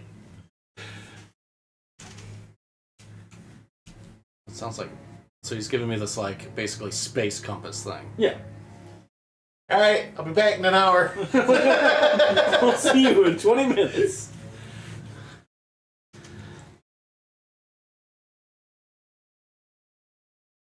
Yeah, I'll do it. But I feel like he should show me how to use it one more time so I don't forget. Yeah, he shows you how to use it. Because I'd hate to come all the way back just for him to remind me. I'll give you tool proficiency, astral orrery. Okay. That's great. Don't you say? Well, how about that? And now my chat speaking Japanese. All right. You get used to it, Jared. I recognize very little, but I can pick out a couple things. He also gives you a couple hundred gold as like, first of all, space food you might need on the way there, Mr. Robot. Space. Oh, stop at some sort of place, get a drink of some sort, you know. Good hand there, long way. How much does he give me exactly? 200. Yakuza. Do you eat coins for food? And he tries to put a coin. Oh, God. He tries to put a coin in your mouth. My hand will do just fine. Okay. Sounds disappointed. Puts a sack of coins in your hand. All right, Murderbot, we've got preparations to do for tonight's experiments, and you will be terminated in less than 5 seconds. And he's like, yeah, okay, get to sweeping. And he starts, hands him a broom and starts sweeping the lab. I will destroy you. You old kidder. You will kill. All right. Well, you have an astral orrery and a 200 gold. Kind of like when Morbo on Futurama was talking to his wife. I'll destroy you. Andy. Yes. Tomato is back in the ship. Yeah, He's mopping the floor with his new wolf senses. What would you like to do? You have an hour to run about the town. I probably would have went and found somewhere to eat, I guess. Okay. John, how do you spell orrery? ORRERY. A lot simpler than I thought it might have been spelled. It is a legitimate Spelljammer magical item which I will describe you later. Oh yeah, it sounds immensely useful. You use your little lizard man sniffer, and you notice that the tastiest food is probably there's some carnival food. I'll say you have two choices.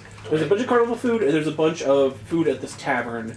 You sort of smell like coming across the bridge there. Like you're getting like more of a higher. I'll say fair food or high class food. Probably fair food. Fair food, okay. So you're talking more sweets and sort of like fried dough and meats and stuff. Go ahead and give me a survival test. Alright,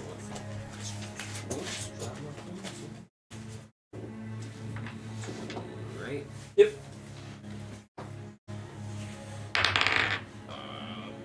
9. What do I have to? It'll be wisdom plus your proficiency bonus. Wisdom is +4. Proficiency is +2, so 9 + 6. 15. I'll see with a 15, you're able to track down this one tent that is handing out, it says, O'Grady's fried quote-unquote chicken. Quote-unquote. Quote-unquote chicken. And as you look inside, like, I'll say you sort of, like, sneak under the tent, and you can see he's got, like, this cauldron of boiling oil, and all these different exotic sort of animals, sort of like up in cages, that he's one by one pulling out and throwing into this fryer and cooking in some sort of way. You can also see, In Brock saying it's chicken flavored. chicken flavor. Everything tastes like chicken. Yeah. So, but you see that like this guy running this tent is obviously some kind of like he's got some sort of magical dark aura coming off of him. You can see he's got like a spell grimoire in the back and some like weird ingredients sort of like all around. This guy's not the most up and up vendor you've ever seen at a carnival. This being probably the first carnival that your small trainer animal has been to. I like how you refer to the trainer as from his perspective as the animal. Yeah. But yeah. So yeah, definitely different weird creatures on display. Go ahead and give me a perception test. Nat 20. 20, alright. Alright. As you're looking around, It's 2 nat 20s for him tonight. first, beginner's luck. Wrapped and broken and cooked chicken orbs. Lufthea says, man, people in this universe hate birds, You're a bird, don't go to Orsimar. but love eating them. Yeah. Boy, do I love Taco Bell, but Taco Bell don't love me. You ever been to fried chicken? Yeah. Kentucky Or some of our fried chicken. Oh yeah, OFC. Quote unquote C. Of fucking course. OF quote unquote C. That's my favorite. I love OF quote unquote C. There's gonna be one in every crystal, isn't there? I mean, now there is gonna be. Multi-galactic chicken. Fried chicken. Let me get you something here. OOC. Colonel Sanders, we found your home planet. I say, boy, I say. Good boy. Wait. Let's see.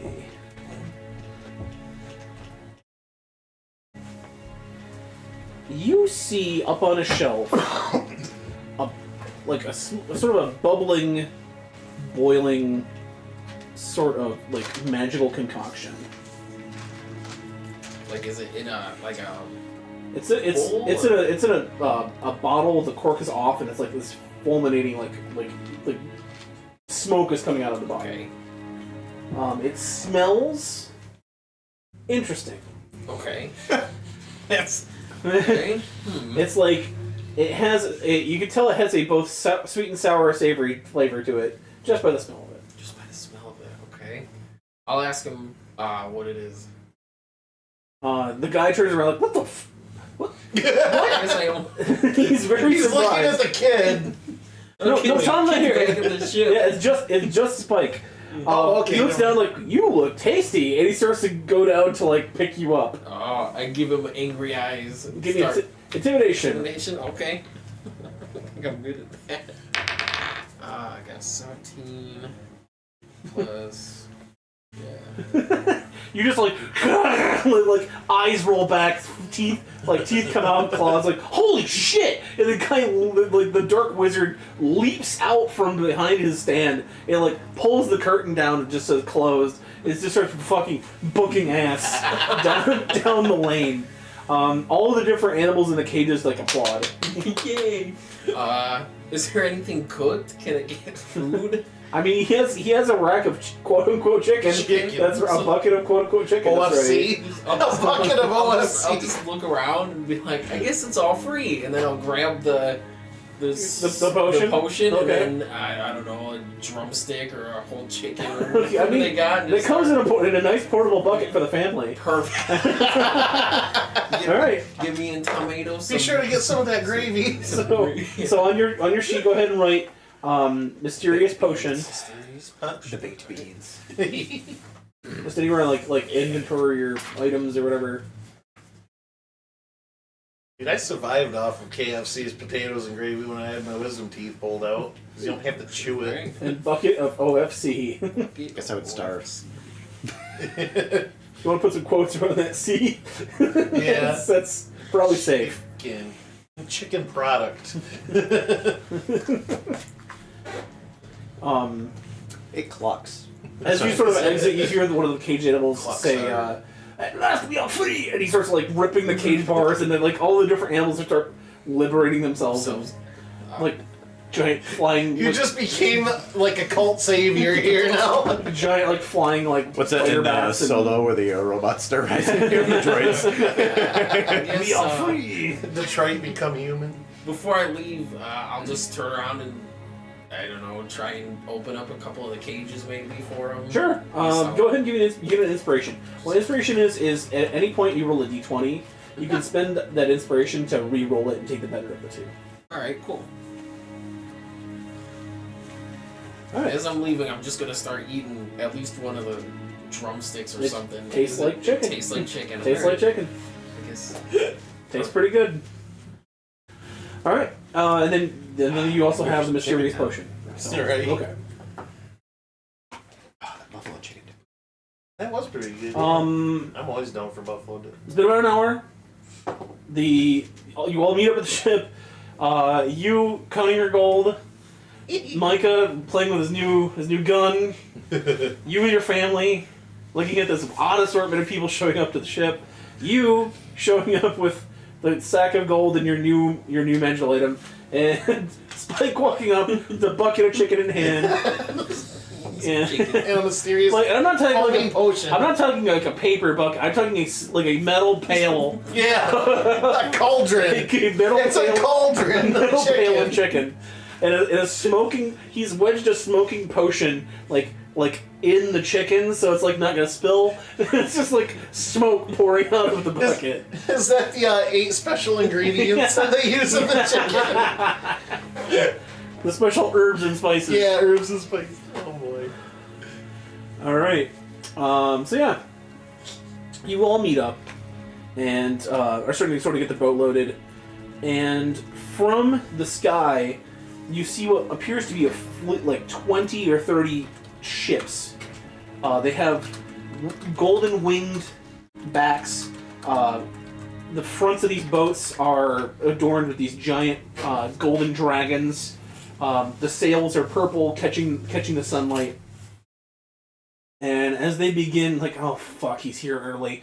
As they begin to descend, you see them, this giant, like 40-foot tall crystal, like drop like a meteorite into the bay, like boom, and like hits the water and throws up this big wave, and you see it start to like flicker purple.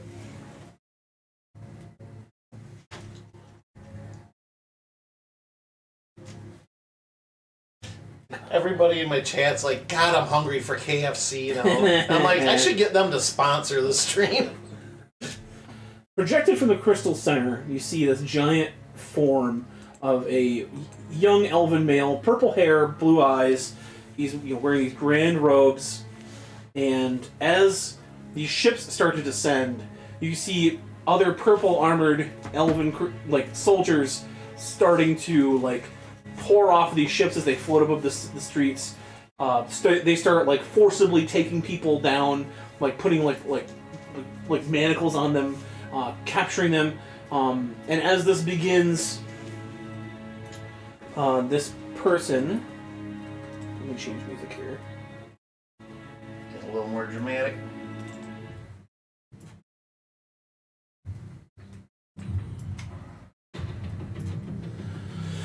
Ah, yes, welcome one and all. You, lucky members of this planet, have been drafted into the Aelorian Empire, the glorious, vast-reaching empire of the Astral Elves. We of House Aeloria will bring you nothing but prosperity and a wave of new technology and medicine as our people show you the correct way to live in this new, wide, and wonderful galaxy which you become a part of. You will be brought under, let's say, martial law for the next 24 hours as our, well, let's just say welcoming party. And then you see these armored elves like beating the shit out of people, like dragging them off the streets. Like well, just raiding the town essentially. Well, begin to show you how to live in your new empire. I am sorry to say that whatever current ruling system that your world has just been usurped, and now I, Emperor Darian Aeloria III, am now your new ruler.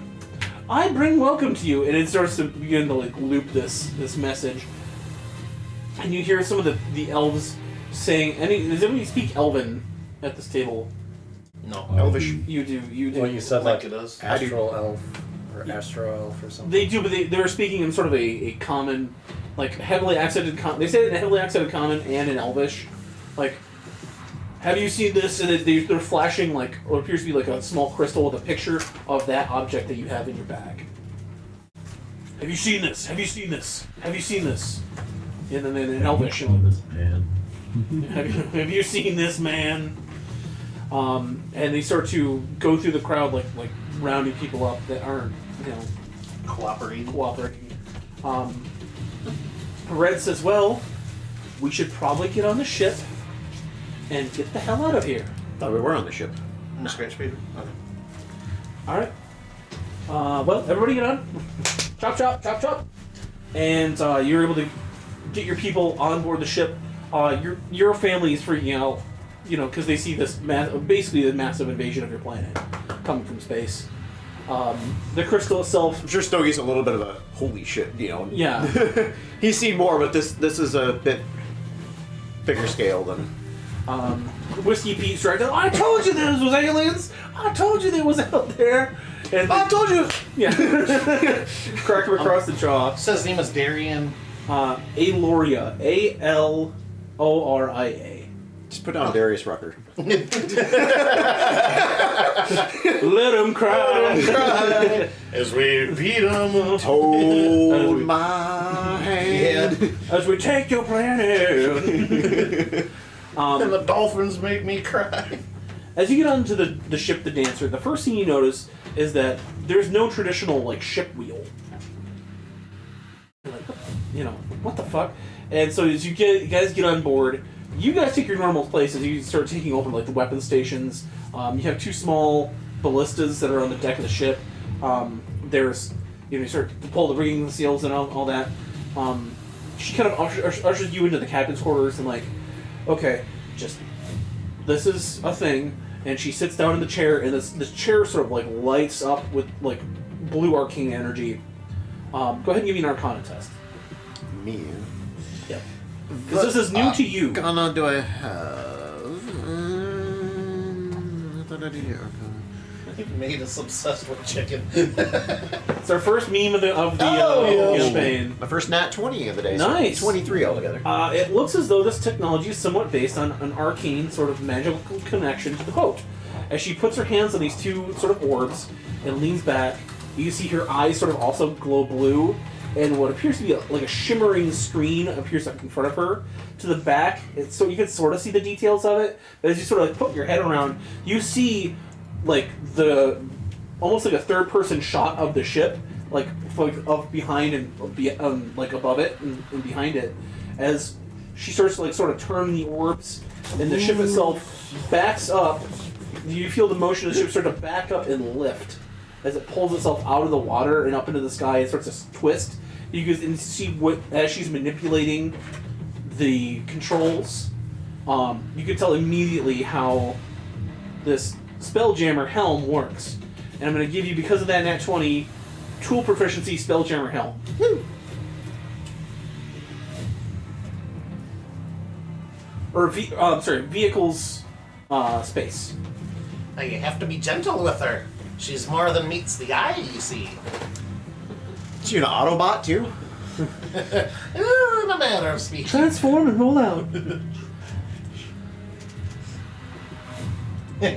Oldie with the line. It sounds like capitalism has finally found the one place it hasn't corrupted. Space. Space. That is a classic oldie. Alright.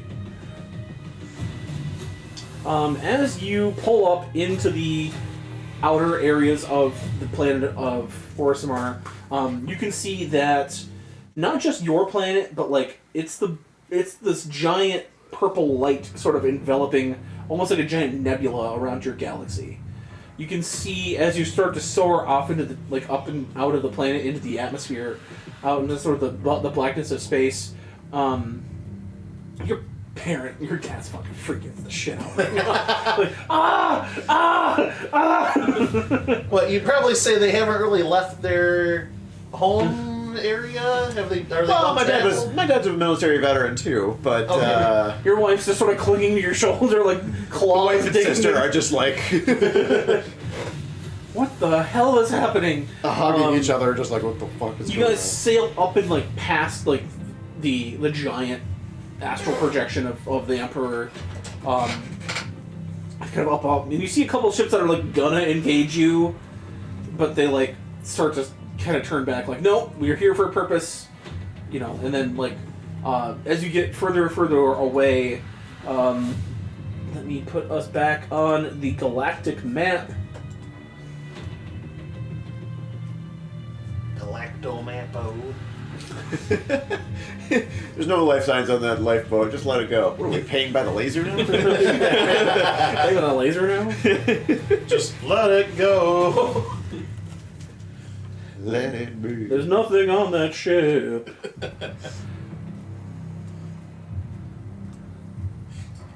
Let her fly. Let it fly. All right. Everybody here's gonna die.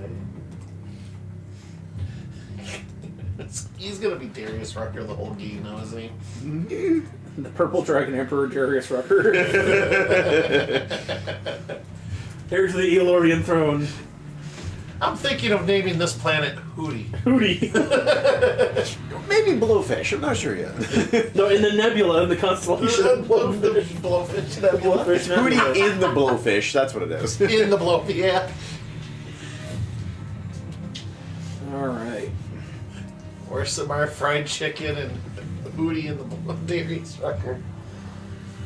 The memes are fresh and We're being back, delivered. boys. I'll just use the squid ship for now. I don't have all the space ship tokens ready. Then he finally tries the chicken. Let him fry. All right. You guys are just outside Orsimar here. This is the crystal sphere of Orsimer space.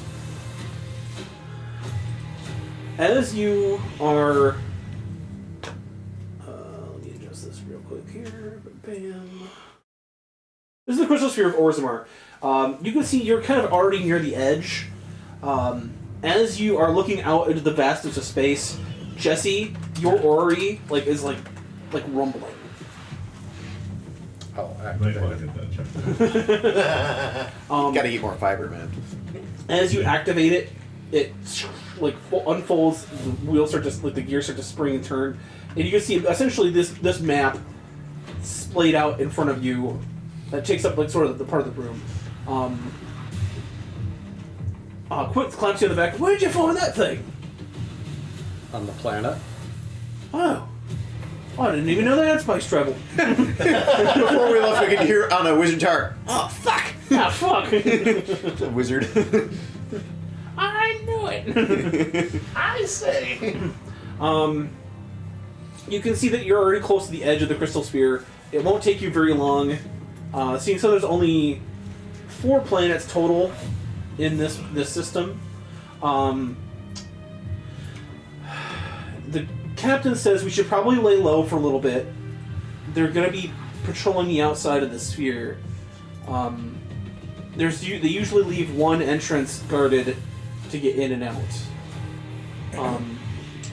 Do you know of any planets in your solar system that are a good place to hide? That aren't Orsimer? Can I roll acrobatics? Mental acrobatics. We didn't scout much of the planets here before we came to your galaxy. 18 for nature. It's about the best thing I could figure is Well, for any skill we might have would be a nature check. I'll say with an 18, you at least know basic astronomy of your galaxy. You know that Holda is like Mercury. It's like hot as balls. So if you were to go to Holda, you'd be taking like heat damage like every turn essentially.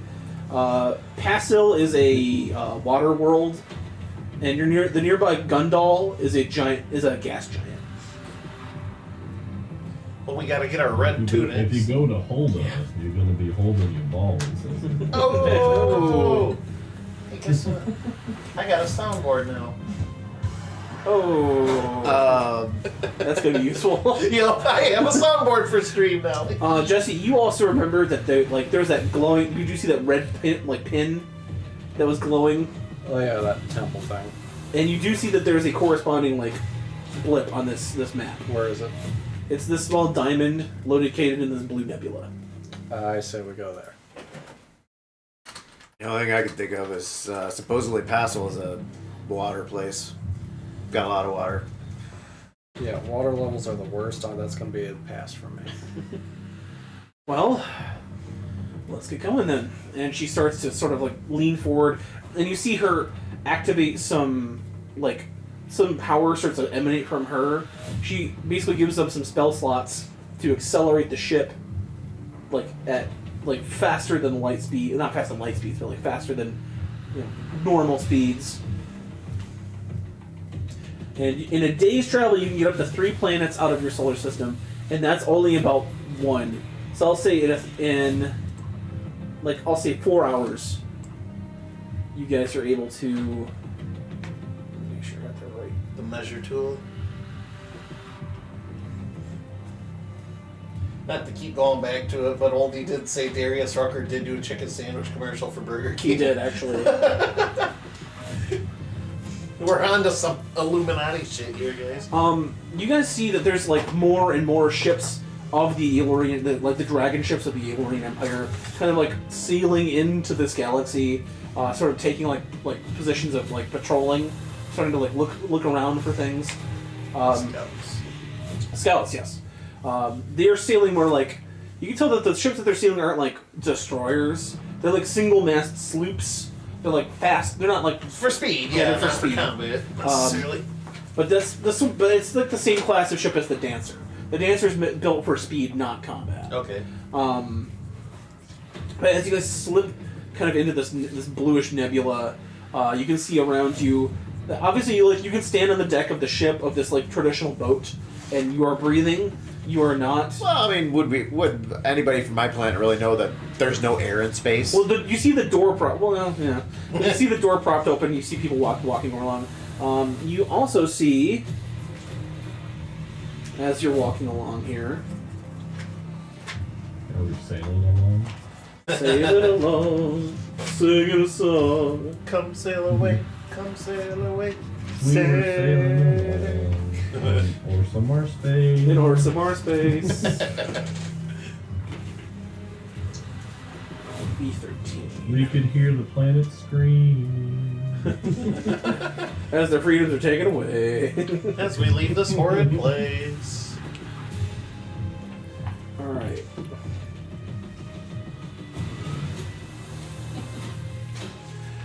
You see some other folks on the ship kind of milling about.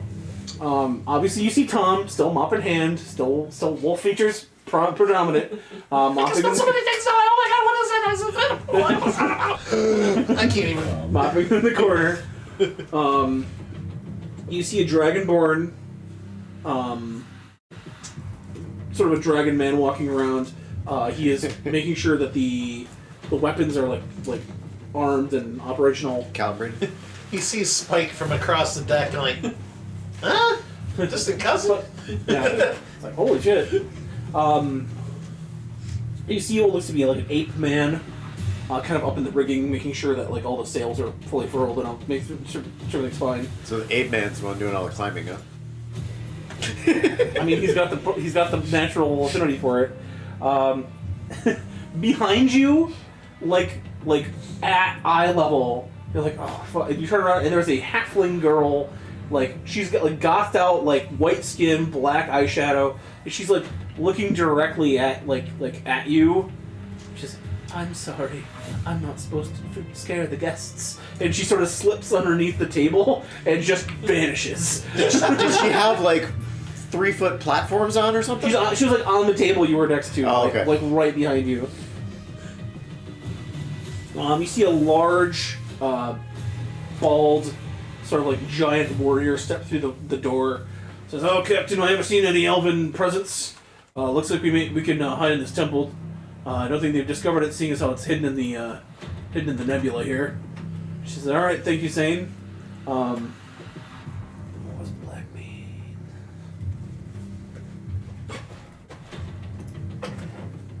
Oh yeah. I just want to say, I find the danger we're in to be somewhat calming.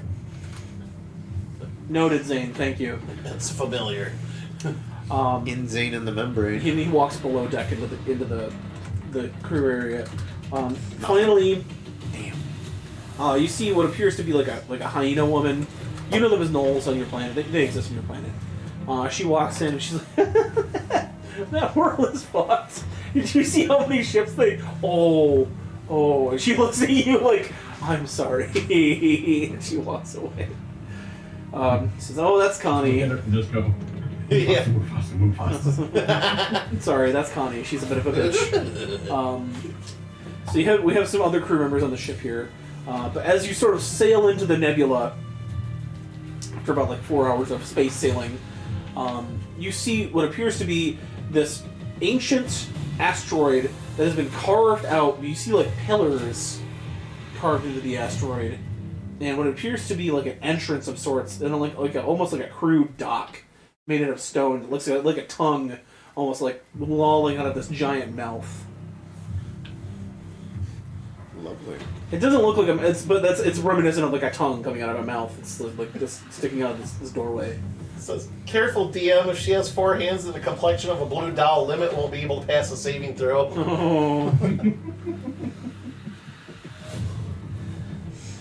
Oh. As you pull up, what would you like to do?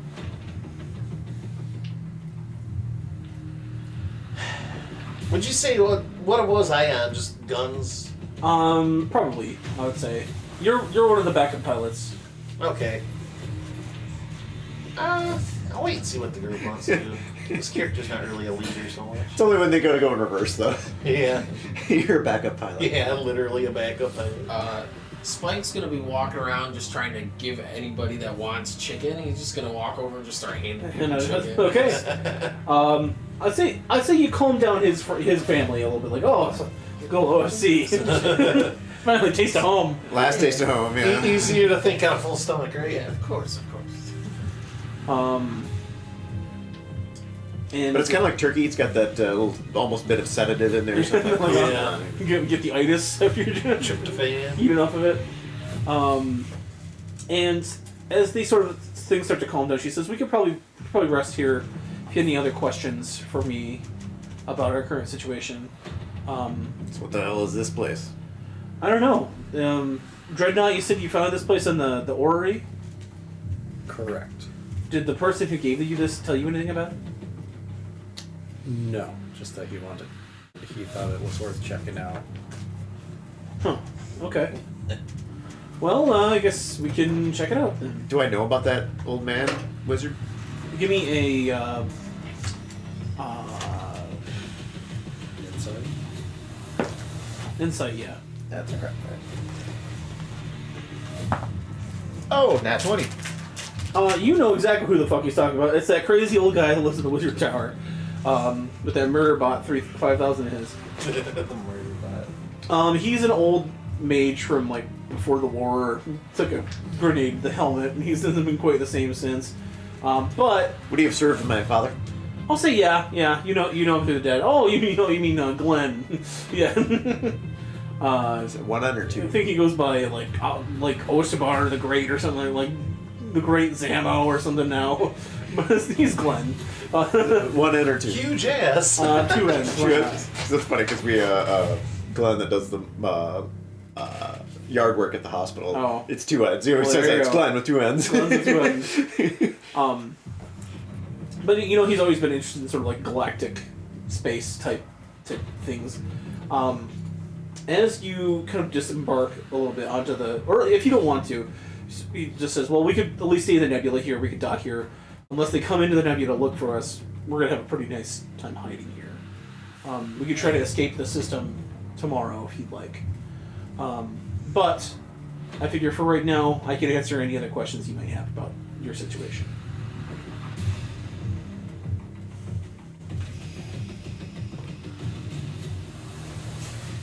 Got a lot to take in before I can start asking questions. Okay, well, maybe I could start with this.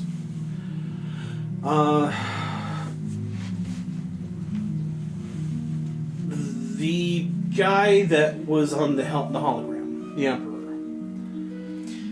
Guessing that's your brother. That's my brother. She turns around. You see the hawk coat on her back. Technically, I'm of House Sentai. We're the Red Hawks. We are not the conquerors that our cousins the Elorians are. But my mother was unfortunately, after my dad died, was married into the Elorian clan, and well, we share a parent, so he is my technically half brother, but still. I am Astral Elven royalty. I try not to play it up because if I get caught by my brother, I'm going to go straight to prison for sedition against the. Do not pass go. Do not collect 200. Space prison. Space prison. So I'd like to keep a low profile if possible. John, I don't know if you've thought of this already, but you got Red Hawks, and we're in space. You got a good chance to throw in an 80s callback with Silverhawks. It might show up, I don't know. But there are all sorts of creatures out here. This is what we call wild space. Any non-terrestrial space area in your galaxy is what we would call wild space. Now you keep saying galaxy, but is that solar system or? Well, once you see this sort of like purple haze that's been cast around your galaxy, around the edge of the galaxy, you see like maybe about like as fast as you were sailing, maybe about another half day's travel at your spelljamming speed. Once we reach past that purple cloud that my brother has put up, well, we have to find the checkpoint that he placed here. But you'll see a thick glass wall. We call this a crystal sphere. It contains all of your reality. After we sail through it, you'll be what's called the astral sea. And that's where we can go between other realities. There are hundreds of worlds out there, hundreds of different realities that we can sail between. Yours is just one of many crystal spheres out off in space.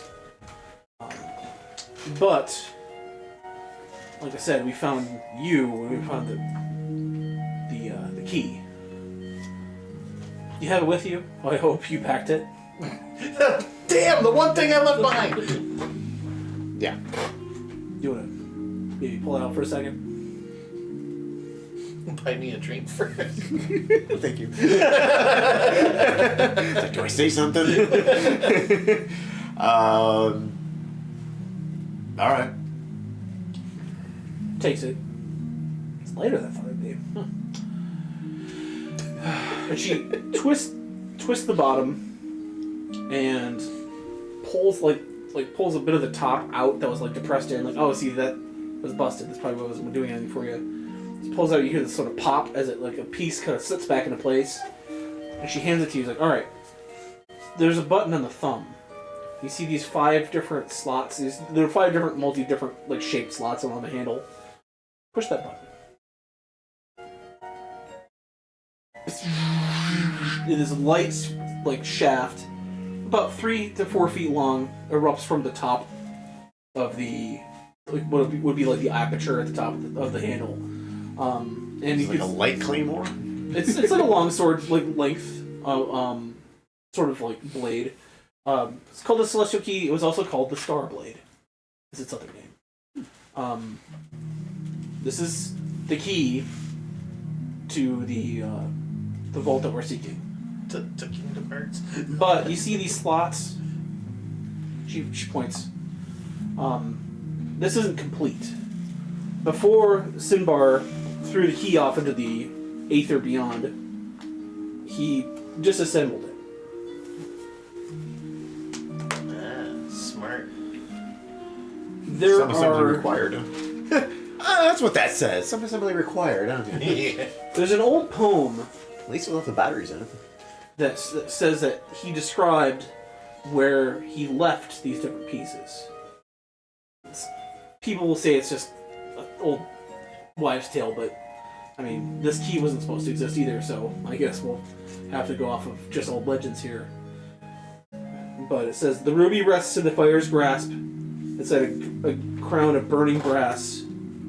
The emerald gleams in depths untold, in vaults of creatures great and old. A sapphire glistens in the endless sea, Leviathan's charm and sailor's dream. Pearl glistens white in the eternal snow, a cold embrace awaits its foes. And diamond lies in the astral sea, a maze of dreams protects its gleam. It's the old poem of the Star Saber. It's all we have to go off of in order to complete this thing. Get the vaults open, and get our prize. Okay, so diamond, astral sea, ruby. Thank you. Just pull the paper out. Okay. I'm just gonna write a general location. Do you need this right back? Just take a pic of it. Yeah, I don't want to catch any of those other stuff. It's fine. That's just the session notes. Okay. Twist his arm. Um, Take a freebie from the Lamentations of the Flame Princess here. Yeah. Oh god, those But, are so much fun. There's some clues we can go off of. There's some places we can go to ask questions. But for right now, I think getting you up to speed is all of you pretty much up to speed as space sailors is going to be our first First rodeo. kind of our first objective here.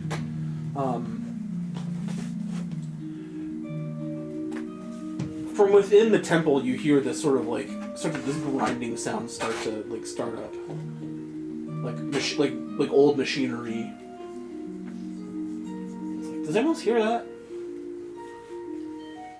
Is that coming from a certain direction or just all It's encompassing? echoing from the stone entrance of the temple, toward over the deck. Stay here, I'll go check it out. I want to go scurry over and see if I can't get a better sight. I'll go with you. And Quentin hops over as well. Alright.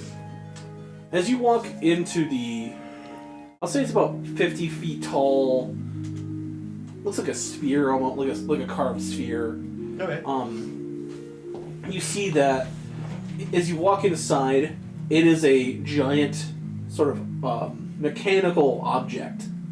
You see that there's tracks for this about fist-sized steel ball resting, and as it gets closer to whatever something is powering this thing now, as it gets closer, it's starting to turn sort of mechanisms where the walls start to turn in various different rotations, and you see what appears to be another sort of series of cranks and levers in order to manipulate the walls of the sort of sphere. Okay. Some sort. It appears, like I said, this is basically all you can see from just a cursory glance. Yeah. It looks like this temple, as it is actually just some sort of giant mechanism. Does it resemble? Was it Orator? What Jesse got? Orrery? No. Yeah, No, orrery. it doesn't resemble that. Okay.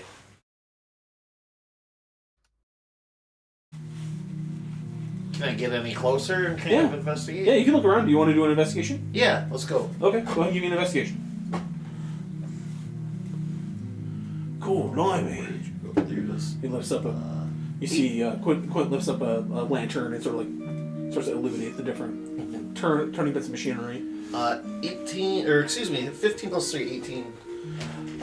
You can tell that the central console has this sort of faint red glow that's starting to pulse and get a little bit bigger and bigger. As it gets bigger, you can tell more of the machinery of the sphere is starting to activate. You're not quite sure why it's activating now, though. I'm just gonna grab a random lever Okay. and pull this. You see part of the ceiling turn almost like a inverted Rubik's cube. So bits of track move on around the sphere. Okay, I'll grab another and just slowly one at a time see if I can't form a pattern or something. You can tell that you're starting to manipulate pathways, But you're like, and you see the steel ball that's not moved yet, but all these grooves are about steel ball size. It's like, well, something has to power this thing. Like, there's going to be like a way to start this mechanism, and obviously, as you look, you can see that there's like another like hole, like a receptacle for the ball on the other side of this sort of giant mechanism. Okay. Well, I'm not sure. I'll draw it to the party's attention. I'm not quite sure what this is for, but it looks like something could fit in these grooves. It's like some sort of diamond there. Captain, can we play it? It gives better prizes than that bastard back on Orsamar. You didn't love Lucky Ducks. Lucky Ducks is alright.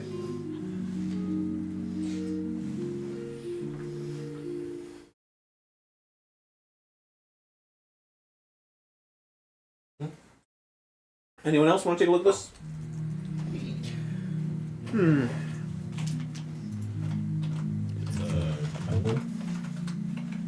It was claimed to be. yeah, exactly. Okay.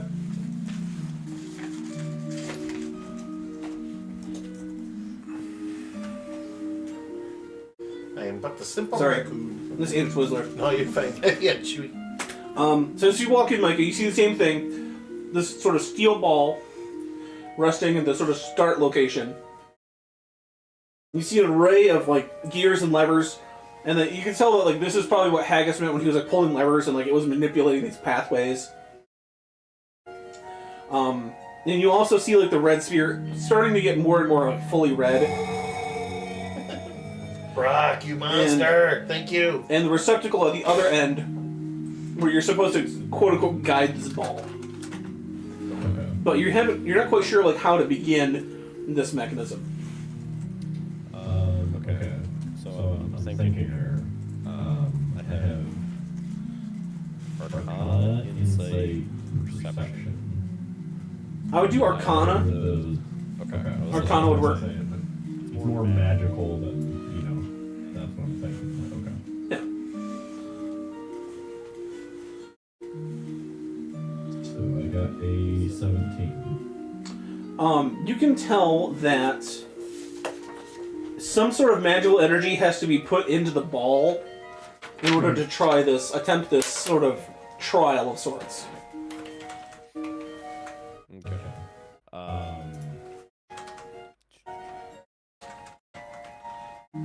So I have.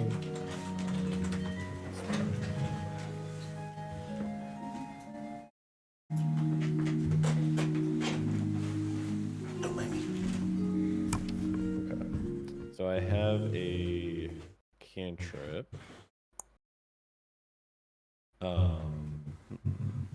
Called Elementalism. Are you familiar with that one? No. Okay, so you exert control over the elements, creating one of the following effects within range. Basically, it's just a spectrum of the four major elements. Okay. And then they do different things. So Okay. it's got back in air, back in earth, back in fire, back in water, and then you can sculpt element as kind of like a pseudo like control fire, control earth kind of thing. Gotcha. If I try that, can I just kind of like trial and error the different elements to see if it reacts to them? What are you gonna cast it on? Because you said the orb's red, right? This orb, yeah, it's a big red orb. I guess I'll try it on the main, like the center mechanism, and see if that does anything. You cast your spell at the mechanism, and you see as you cast the spell, the orb flashes kind of brightly, but as it like goes past the orb, it like dims back down, and it like your fire like hits the side of this like brass mechanism. So like, oh well, okay, obviously there is some sort of like the ball in the center needs magical energy for this thing to start. Okay. So then I will go up and just like concentrate, like pumping magic into it. Then I guess with this. I'll say if you use a cantrip and not a leveled spell, I'll just give you like a level of exhaustion because you have to do it like a lot to keep it up. Okay. Okay. So as you won't get exhaustion until you're done. So as you start like pouring all this magical energy you can into the sphere, you see the ball start to like light up like bright blue and start to make its way slowly down the track it's going down. Now this is going to be just a Arcana test. The higher you get, the further on the ball gets on this test. Okay. All right. Okay.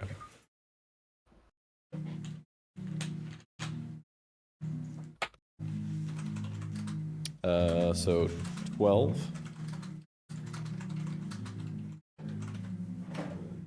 With a 12, you're able to guide this arcane ball through like the first 2 sort of obstacles, and then it sort of like it falls into a chute and drops back down, and you hear it rolling, and it emerges back into the start.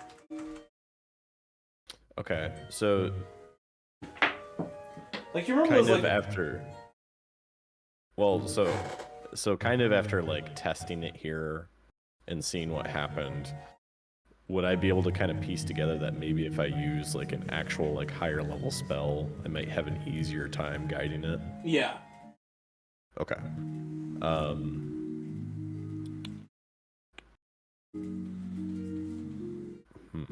Do you want me to use like a specific spell or just a spell slot? Just a spell slot. Okay. I was like, I don't really want to like use shield on it. Okay. All right. Yeah, I'll use a level 1 spell slot then. All right. And then I'll. Do you want me to just roll another Arcana? Yep. Okay.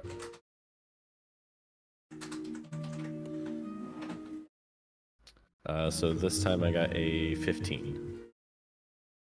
You get about 3/4 of the way there, and then it falls through into the chute. Like you're getting close. Okay. Just the roll itself isn't quite high enough. Okay. Can I jump down and is, help it out some way? Or Yeah, if you'd like. try and do my own spell slots for it? Yeah. Okay. Spike wants to give it a try. Yeah. Jump Alright. down and expend a spell slot. Alright, you waddle up. You see how Micah put his magical energy into the orb, push it in there. It starts to glow red. The blue ball starts to move. Essentially, you're trying to move these different parts of the puzzle so that the orb gets to the other side without falling into a chute and like sobbing. Right. Okay. So go ahead and give me an Arcana test. What level spell did you use? I just used a level 1. Level 1? Okay.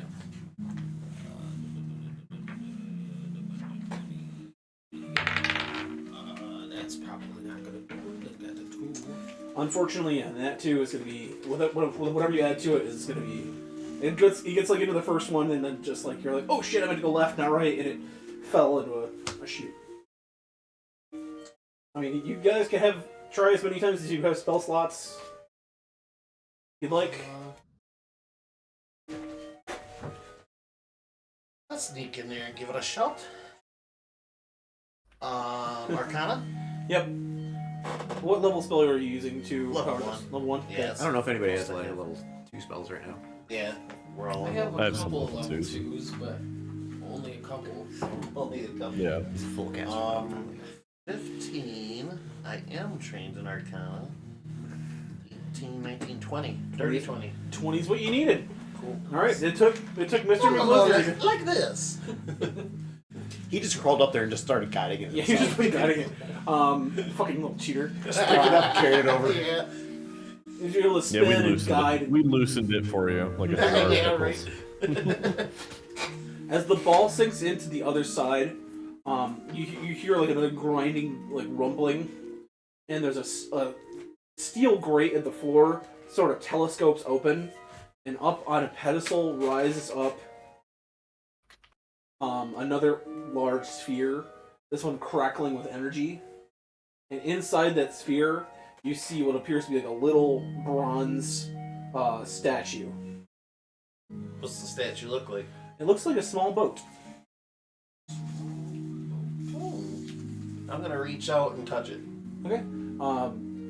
Your hand goes through the energy, seeing how you were able to solve the puzzle, and you withdraw it. I wish I brought it with me tonight. It's like a small little, looks like a boat. It's got 2 wings on the back. It's got 2 little like feathery wings, and it looks like a seat. And it looks like you can this command word kind of pops in your head as you touch it, as it binds to you. And I will just say the command word is. What would be a good word? Help me out here, guys. Spadoinkle. Spadoinkle. Oh god, being put on the spot. trying to think of something Irish or Scottish. Blimey. Blimey. What the hell? How about bless me bagpipes? Bless me bagpipes. As you think the thoughts, bless me bagpipes, the ship kind of hovers and sort of starts to grow and grow and grow and grow and grow. You have what's a bronze boat, and what it is it's going to function like a kind of like a jet ski in space. Okay. As you sit in the helm, as long as you have magical power, it moves. I'll give you stats on it later. I got myself a Scooty Puff Jr. It is a Scooty Puff Jr. Yes. But it can carry up to 2 passengers. Okay. You see, whatever ancient people made this, they must have had. This must have been some sort of way station for them. So Okay. yeah, you now have the brass boat. Brass boot. Alright. And the energy was just a security measure? Yeah, it was just a test Okay. because you need to have magical aptitude to fly a magical boat that requires Fair magic enough. to fly it. So they didn't want some warrior getting in there just like, fucking, I don't need this. Yeah, I'll just I do this for a stupid boat figure. go joyriding around the group, just doing donuts and stuff. But yeah, you think the same thoughts. Bless me bagpipes, and it just shrinks back down to Back down. Okay. its little handheld size. I say it while on it, and I go skidding across the sand? Oh, I mean we're in space, but Oh, okay. I thought we touched Well, it. surface of the asteroid or wherever. yeah. Okay. Well, it's like The you can tell it's like rocky rock surface. surrounding what appears to be like a brass. This was like probably a metal sphere at some point, but it accumulated so much just stuff around it that yeah. Banged up by certain things and collected other things. Yeah. Okay. So now you have yourself a little lifeboat of sorts that you can use in addition to the dancer. Okay. You guys spend the rest of the night kind of like getting your bearings. You have new crewmates. You're in space. This is new. You're let's say This is a lot to take in. you've eaten the majority of the OFC. No. There's still half a bucket left. You put it in the fridge or the ice box. This could be the last known OFC known to man. known in the universe. But it's the next day. Everybody gets their stuff back. You notice that the purple haze is now completely sort of surrounded around the outside of the entirety of the sphere. Because you used to just see blackness, like splashes of blackness and just distant stars. Yeah. But now it's just purple. All purple. All purple. But you can see one hint of it looks like in the distance. I'll say it's obvious now where that other triangle is on the far left side. Okay. That is like a golden gleaming glint in the distance that you can see now. It wasn't there before. Okay. What do you suppose that is, Captain? Our way out. Oh. Is there anything else you want to do here while we're in your home sphere here? You want to try to get back to the planet? We can try, but it's going to be tough. And I wouldn't recommend it because they might find you, they might find the key, and I don't want to take that risk. A good soldier knows when to regroup. Okay. Takes off and real quickly sails through Pass Hill. I have it on my screen. Sails through Pass Hill real quick, and you can see as the ship, the air has been kind of stale, like the past well no, because you would have just left the atmosphere, but like, it had the sort of the smell of home, like the sea breeze of your hometown of Wandar. Now as you enter in Passel, it's got like this other deeper oceany smell to it, and you can tell that like the air in the ship bubble has been reformed. And you see some of the crew members like holding barrels over the side, getting fresh water and like other supplies for whatever journey you might be on in the future. She says, "All right, supplies are topped off. Let's go." And she sets sail for the rest. It takes the rest of the day to cross your solar system to this gleaming golden gate. As you approach, you see 5 of those sloops, the dragon ships, sort of like patrolling parallel to this golden like energy gate. It's like a shimmering sort of like golden lightning, kind of like around the outside of the sphere. Through that, you see that blackness of space, but you also see like this silvery sort of like mist sort of pouring through it at points. And in the center, sort of like above it, you see, and this is a familiar sight to you, Micah.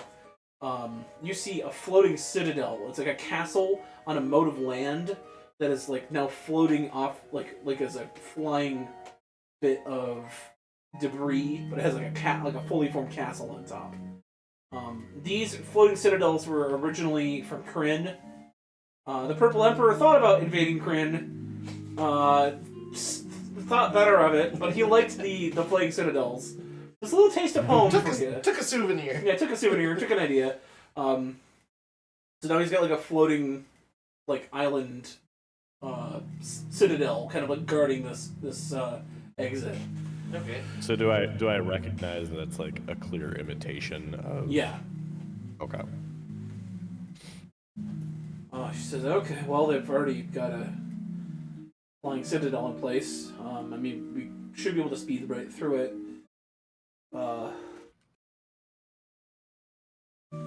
Any questions? Because I'm gonna hit the gas and we're gonna just drive right through this baby."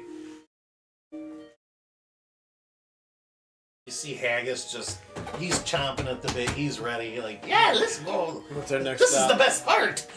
Next stop, Rock and Brawl. And she fully powers. You see her pour the spell energy into the ship's acceleration, and you all like hold the rail as you like go from like 0 to 60 in like 2 seconds. She just blows past these dragon ships that are trying to converge and like close, but she slams right through. And Haggis is just kind of crawling his way up. He's attempting to help her, but the momentum.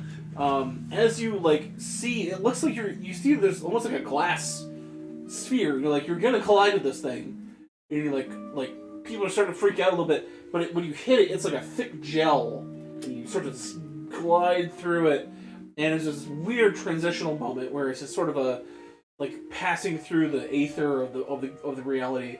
And then once you go through it, you see you're in this massive gray and black expanse of stars and just nothingness for like long, like as far as the eye can see. It says, "Welcome to the Astral Sea.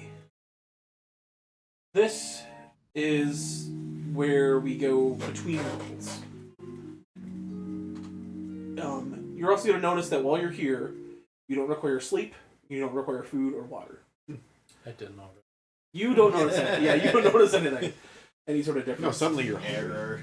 Yeah, suddenly you're hungry and you want to. Yeah, Your gas tank. complete opposite. Yeah, like your gas tanks are all on question mark. Any of that OFC left? I mean, you could eat it, but you're not gonna get any like. Requires biofuel. No, all of his gas tanks have the triangle with the exclamation point in the middle. Yeah, caution symbol or whatever. They're just critical. And as she keeps going and going, you guys like reach millions of miles per hour as you go at jamming speed. And the crew sort of handles this first voyage for you guys. We're not gonna do the voyage rules on this one because the next time I'm actually gonna call this for session 1. You guys have sort of been introduced to the world and how things work here. You guys sail off into the astral sea. You realize that you've taken your first step into a much larger world. You have left your planet and are now on an adventure to save not just your world, but the hundreds of other worlds taken over by the Empire. And with that, I'm going to end session 1. Woo! We are back. The way I do experience is they do a lot more complicated in this other game. Okay. In the main game. I just go to 100, and then when you get past 100, you get whatever those left, but then you level up. Alright. I do it based sort of on like how much you guys have accomplished. For this first adventure, I'm going to give you guys 15 experience points. 15 out of 100. So, how does it feel to be back in the chair, John? Oh, I didn't come up with OFC. OFC was a thing we just came up with on the fly. Chicken orbs. Chicken orbs. Chicken orbs. The huge ass guns. Yes. Oh, Huge ass firearms. Tomato. Tomato. Nice to have some randomness back in the Darius game. Rucker. Oh shoot, dude! It's gonna Yeah. sue us for libel. Yeah. I'm not a galactic emperor. Yet. I don't take over worlds. Oh shoot. Oh, that's. But yeah, I wanted to sort of get us into a different sort of like before we get too deep into the Yeah. exploration The stuff. introductions, yeah. Yeah. Back in the DM seat, it's like I've been standing my whole life, and now I finally get to sit. I've been standing for 2 years. Yeah. And it's time for me to sit my ass back down. But It really gets me craving chicken orbs. I'm glad we can get some cravings going in the audience there for some chicken. Brock wants 16 experience, please. I already told him no. Yeah, Am denied him. Really fun session to watch. Well, thank you so much, Lufaya. I hope I'm saying that right. I make a Yeah, habit it's of Lufaya. butchering names. Okay, good. Sorry there wasn't much combat. I didn't want to like This is session drown 1. too much people with Yeah. fights. What we can Well, fight. to be frank, I think we all need to pick minis still, anyways. So, Yeah.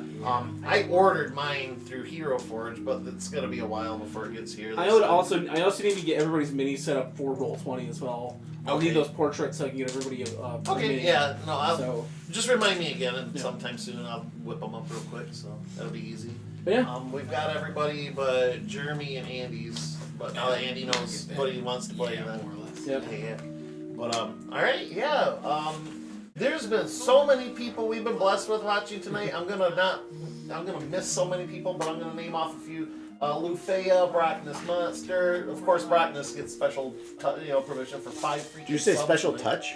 Yeah, later. You get I special meant touch. to say special attention, but yeah, Brock special. just unlocked special You know what? touch. Fuck it, special touch. Brock, get over here right now. You just have to You drive got through a 15 location. You got 15 minutes till that offer's off the table, You bro. have to drive to the Arc location to pick up your special touch.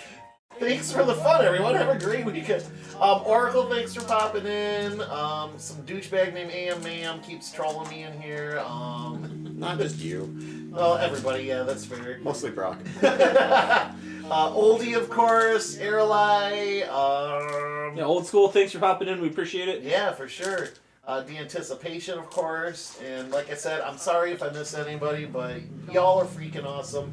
A lot of support tonight. I'm so happy to see everybody here. This is really important to me because brand new campaign means way more opportunities to make this bigger and better. So, Oh. and then of course, thank you, Andy. Thank you, Andy, your first time the player with newest, us. Yeah. the newest member on the wagon. Here I am. Yeah. That was great. Thank you. Victory! I missed Dan. No. That special touch is my 16th experience point I asked for.